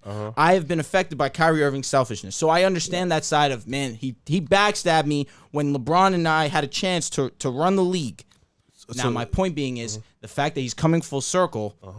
I'm more open-minded to the fact that men can heal. So it's not just because you guys have a chance to win a championship. It has nothing. That's what it sounds like. That's exactly what I've read. Taking the words right out of my mouth. We can sit here and I can say what I'm saying, which I do believe. However, I can also look at it from that lens, which, yes, it is. The real lens. It's appetizing the idea of Kyrie Irving, you just want LeBron to get his James, fifth. I know. Anthony Davis. It's okay to be honest. I know. So the X is coming back, and you're comfortable with the X coming back. You're comfortable with I am in this situation where he is our best option available.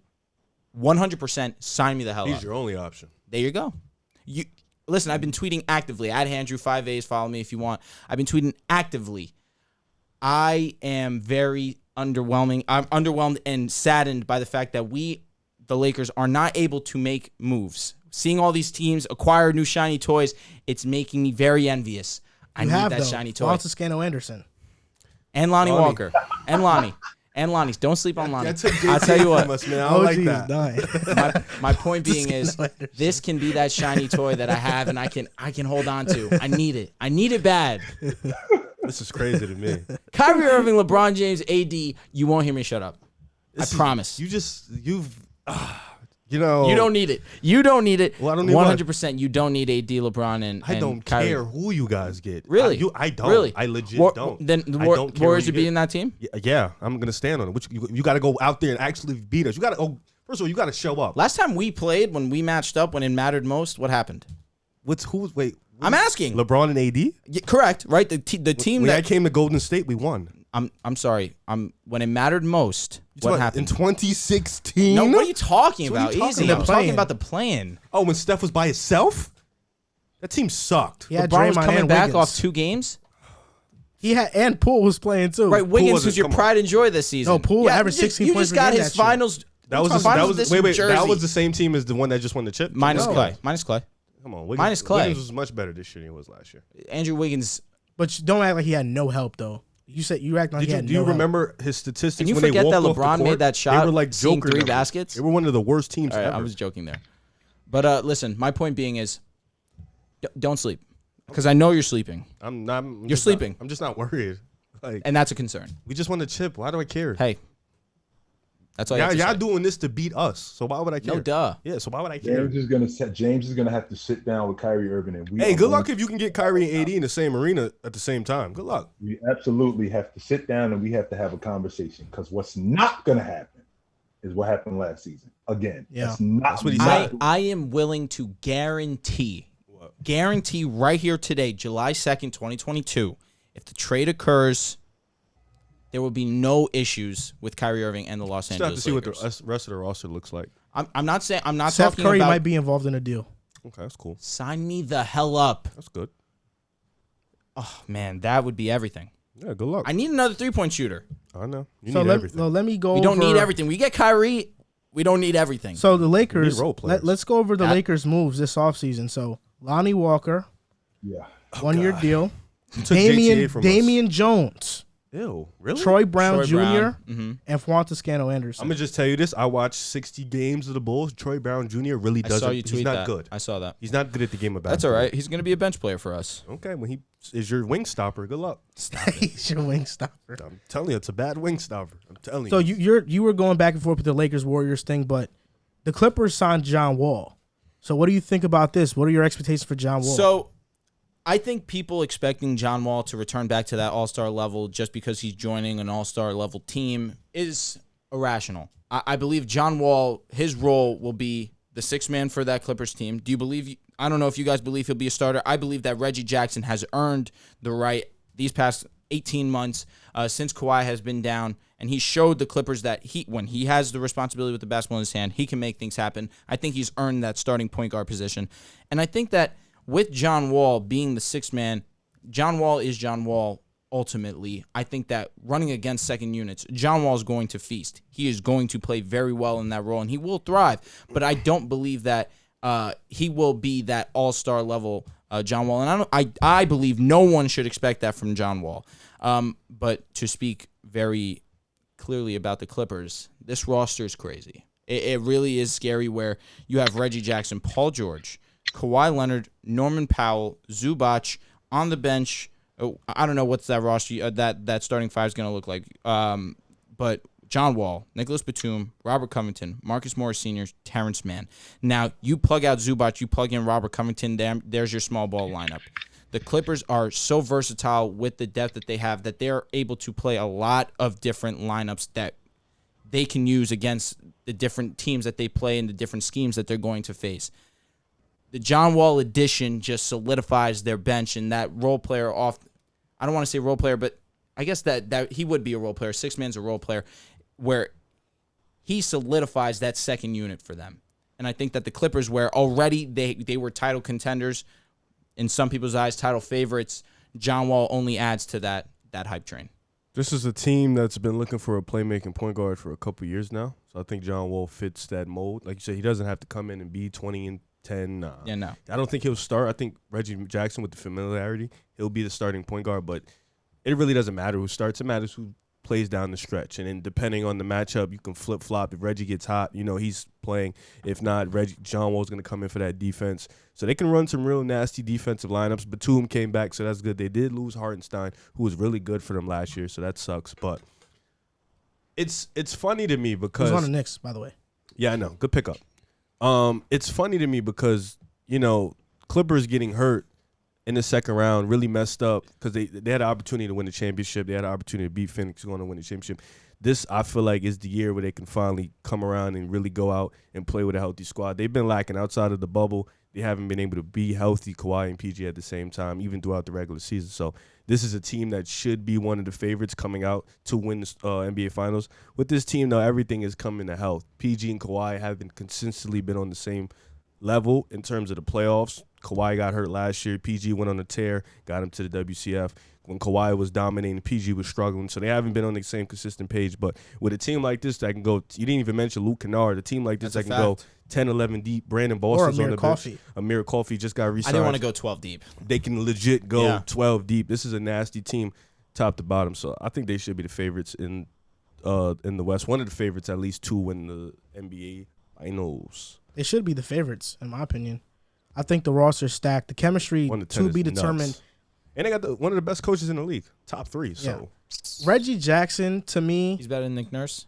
Yes. Huh? What the hell? Nick Nurse is a great coach. I don't know why you're saying this. Like, Ty Lue's better. He's a really good coach also, but Nick Nurse is not a slouch by any means. Yeah, but Ty Lue is better. Is he though, Rev? Yeah, I think. I don't want to get that because we'll be here till next Tuesday talking about this. Ty Lue right now? Yeah. I'm not ready to just anoint Ty Lue as better. And when I say better, I mean better like you saying, like we shouldn't even be having this conversation. Okay. I'm not ready to say that. Well, who would you side with? If Ty Lue is better than Nick Nurse, we splitting hairs because I think Nick Nurse is a better X and O guy. I think Ty Lue is a better manager in his rotations. I think Ty Lue is better at adjusting.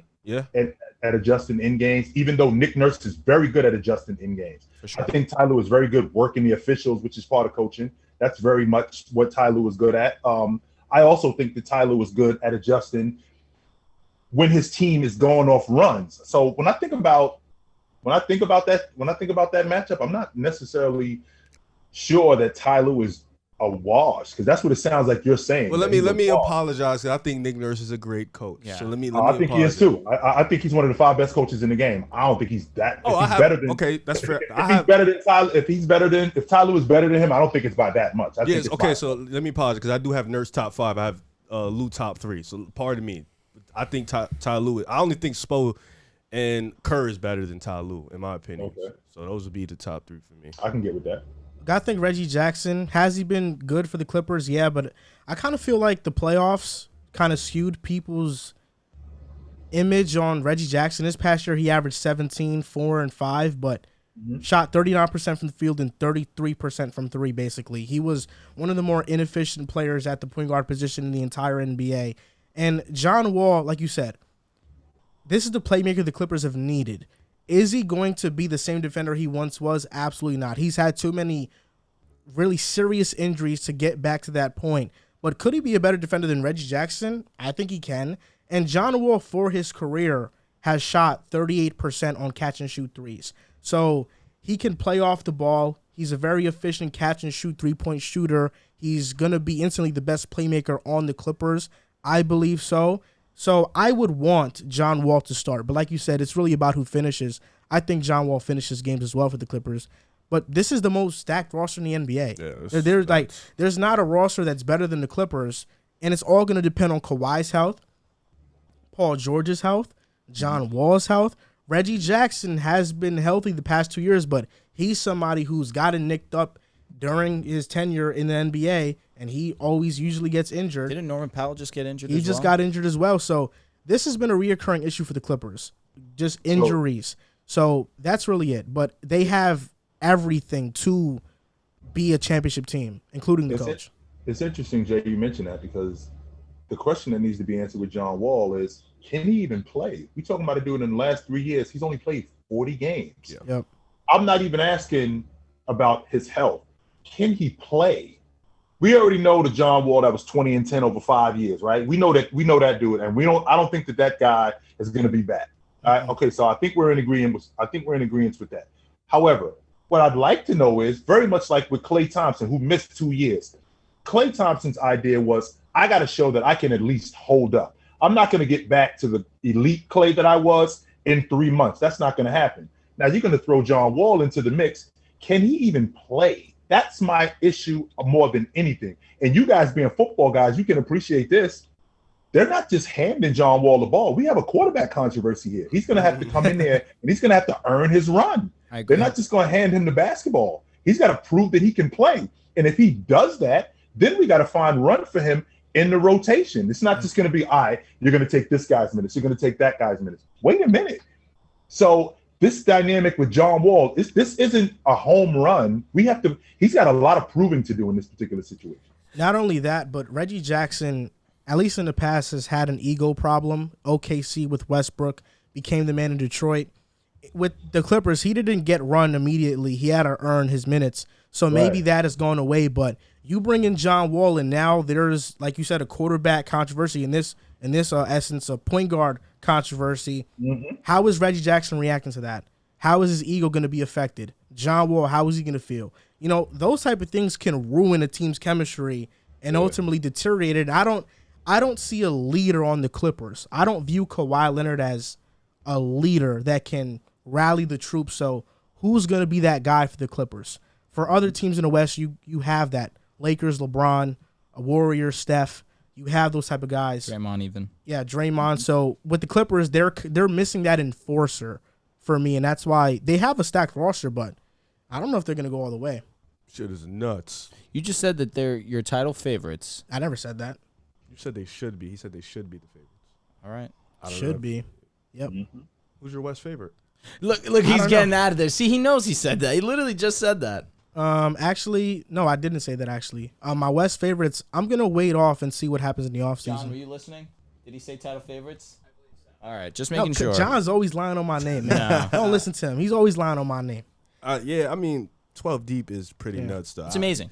Got to respect that. But you're not playing 12 guys. You're never running 12 guys. You mentioned earlier, some rookies got rookie max extensions, or, of course, 30-year players got them. So Jokic, Beal, Booker, and Cat agreed to supermax contracts, And the only players to have contracts of $200 million plus in NBA history are Steph Curry twice, Giannis, Luka, Trae Young, Russell Westbrook, Rudy Gobert, Bradley Beal, Nikola Jokic, and Devin Booker. Mm-hmm. And now, and Karl Anthony Towns is now added onto that list. And that's it. So do you think these contracts are going to age poorly? I'll make it super brief because there's two that, well, one specifically we should not question whatsoever. Jokic deserves his money, back-to-back MVPs. You give him the contract. You don't think twice about it. That's the only one, in my opinion. Devin Booker, I would even border to say that you give that money, you don't think twice about it. The Suns haven't had a player like Devin Booker since Steve Nash. Devin Booker has come in, and yes, it took Chris Paul coming in to completely change the landscape of the Phoenix Suns. However, it all started with Devin Booker. Devin Booker was just a first-team All-NBA player. He deserves this money as well. You need to make sure that with Phoenix, there's not a huge market for Phoenix. The only reason why there's a market for Phoenix now is because of Devin Booker. He allows that team to be fair enough, but I feel like I'm saying the only player that should have not gotten the contract, I think, is Beal.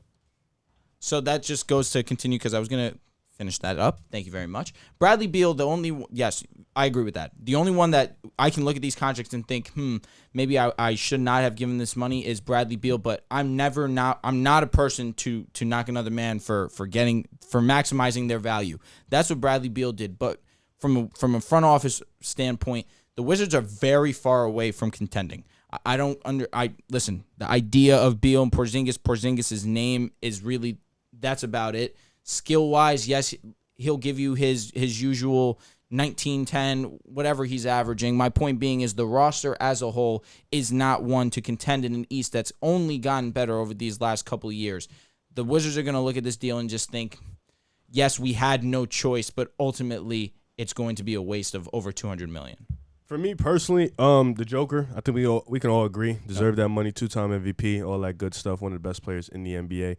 Cat, I understand it. Minnesota didn't want to let him walk, and Minnesota is an organization that isn't going to bring in free agents all the time, so I understand where that was placed. Booker, same thing. You got to pay your superstar. He just made All-NBA first team. They went to the finals the year prior. They didn't go out. They went out sad as hell in the last postseason, but he's one of the primetime players. You got to play him. Like you said, Beal's probably the only one that's like, Washington was kind of put in a struggle because what's the market for Washington either right now? Do you let him walk and you get absolutely nothing, or do you pay him and eventually down the road get something? So they're kind of stuck in this place where it's like, damn, we're kind of put in this situation. They had to pay him. So I understand it. But if we're just talking about guys who deserve that money, realistically, a super max, not a lot of guys actually deserve that money. So it's a Joker. But I understand. But why not Devin Booker? Because he's not an MVP level player. I understand Booker and Cat. Read me the guys that have $200 million. Steph Curry. Okay, twice. Deserved. Giannis. Deserved. Luka. Okay. Trae Young. Deserved. Stop it. Why He's better than why Devin does Booker, Trae Young deserve the money and not Devin Booker? Devin Booker Trae went Young to the is a finals. franchise player, and they building that unit around him. They ain't build that unit around Book. They did not. Come on. Russell Westbrook. That sounds a little I disagree with that. I do.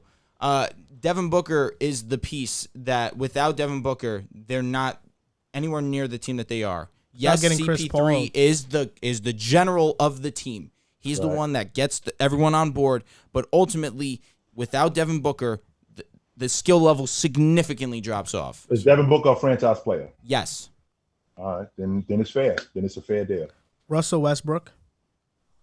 In hindsight, at that time, yes. But at yes, time, in yeah. hindsight, that's why I say hindsight. No, but yes, you have to give it to him. Rudy Gobert. I don't think so. That's another one. That's if you generational though. You call him generational, right? On defense, for sure. If you generational something, you getting that type of bag. That's true. I mean, listen. And then the rest are Bradley Beal, Jokic, Booker, Cat. So when you think about Bradley Beal, you talk about a guy who I equated to the 2019 Trailblazers when they got swept against the Warriors. Well, here's the problem.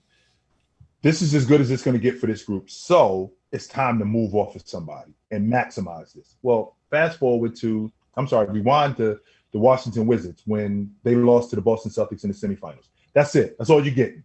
So now it's time to make a move with this group. Only except they extended John Wall. He got hurt. Yep. And now it was time to blow it up. But instead, you bring in Russell Westbrook. And then that didn't work. And then now what you're doing is you're going to supermax Bradley Beal. And now you really put your team in a bind. Yep. Especially to try to build around them. That contract, I think it's going to age poorly. Because eventually what's going to happen is you're going to have to move him. And the last 2 years of that deal are $58 and $60 million. And that's going to be tough to move. Now, Jokic, you got Jokic on the cheap for like 5 years. So that's I don't think that's even a question. And the same thing, I think Book's a franchise player. I take back what I said about them not building that thing around him. They built that thing around him. They built that thing around him. So I misspoke on that. Absolutely they did. Cool. That's why. Cat is a franchise player. So you're not going to let your franchise player walk unless you have something else in the fold. And they're not letting Cat walk out the front door for nothing. So I think that was warranted. But that Bradley Beal deal, I think that they're eventually going to have to move him, and it's going to be hard to do that. Yeah, like the only reason why Cat's deal might not age poorly is because Minnesota has a window in the next 4 years to win a championship, and they have a legit chance. With Jokic, back-to-back MVP, he deserves a blank check. Whatever he wants, he can agree get. wholeheartily. Devin Booker, Phoenix is still trying to win the championship now, so you have to.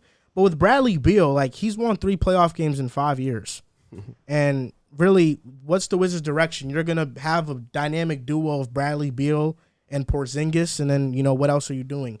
They drafted Johnny Davis, where I feel like that was the Bradley Beal replacement. Let Bradley Beal go. Johnny Davis gets the reins, and then you just build the unit around Johnny Davis, because whether or not you think he's good enough to have that built around him, that's why you selected him with the 10th overall pick, for him to be that guy. So that's why I thought it was a bit weird.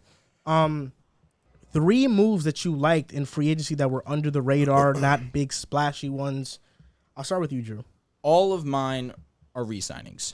So, for one, Anthony Simons. Anthony Simons on a 4-year, $100 million deal. I think that's great for the value, given the fact that we just saw him tremendously increase from the year prior, where he was a 17, almost 18 points per game, 40% from three-point range. To get him on $25 million, where he is now paid less than Jalen Brunson, and me personally, for the ceiling of Anthony Simons, I would take Anthony Simons' deal over Jalen Brunson.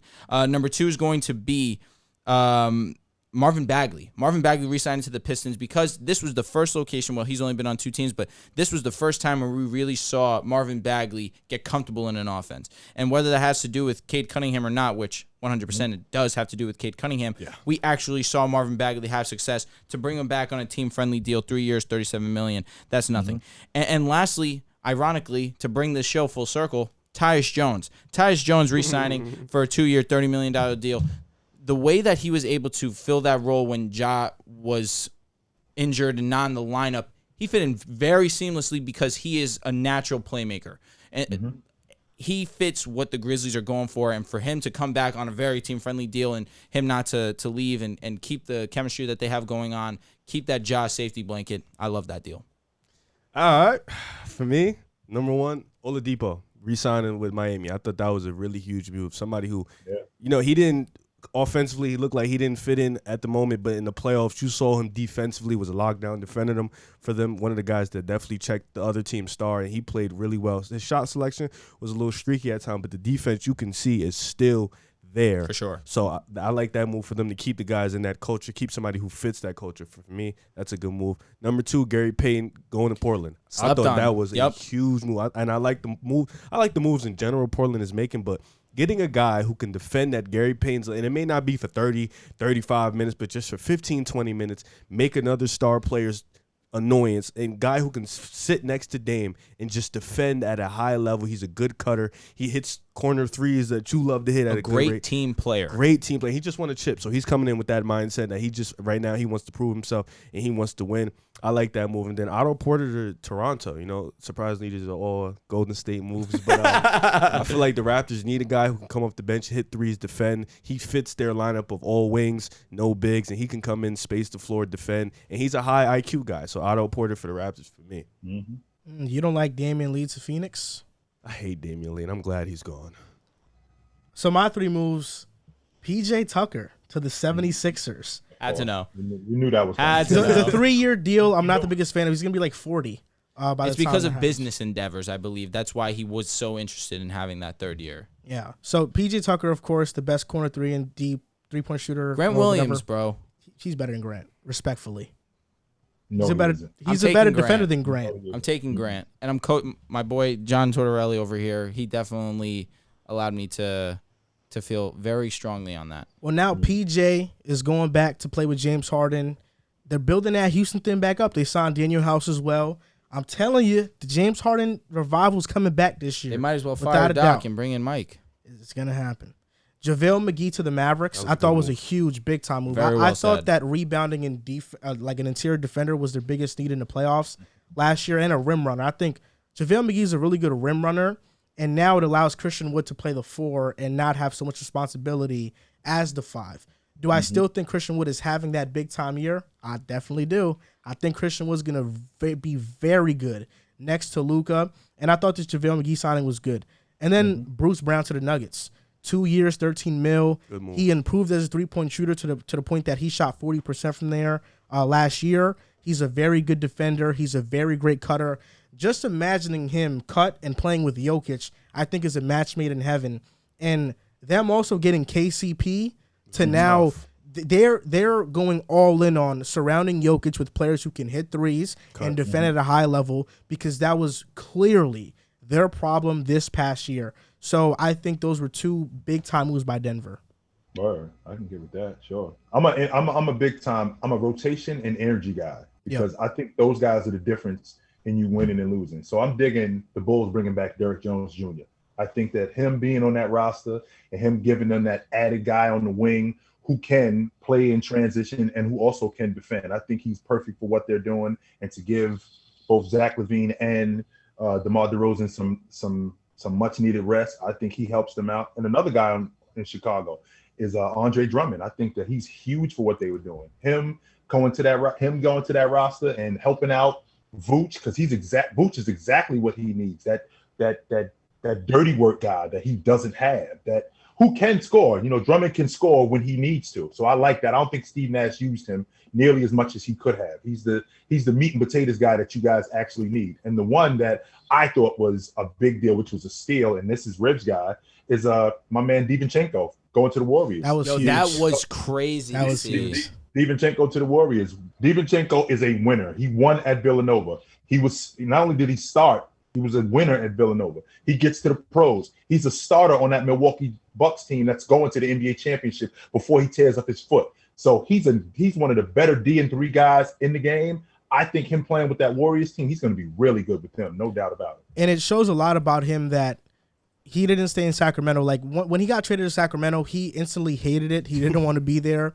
And I'm not sure if Sacramento offered him any money, but it feels like Golden State and DiVincenzo is the perfect fit, because he wants to win a championship, and it shows a lot about him that he'd sacrifice more money to go win with a team like Golden State. It was great because losing GP was tough, man. Yeah. That's brutal. And I think DiVincenzo's better than Gary Would have Payne. loved the Better Lakers spacer. to get him. He's better than Gary Payne, so Huh? I would have loved the Lakers to get Gary Payne. You love everybody taking, shut up. You're Dude, not I getting want anybody. solid role players. Sue me?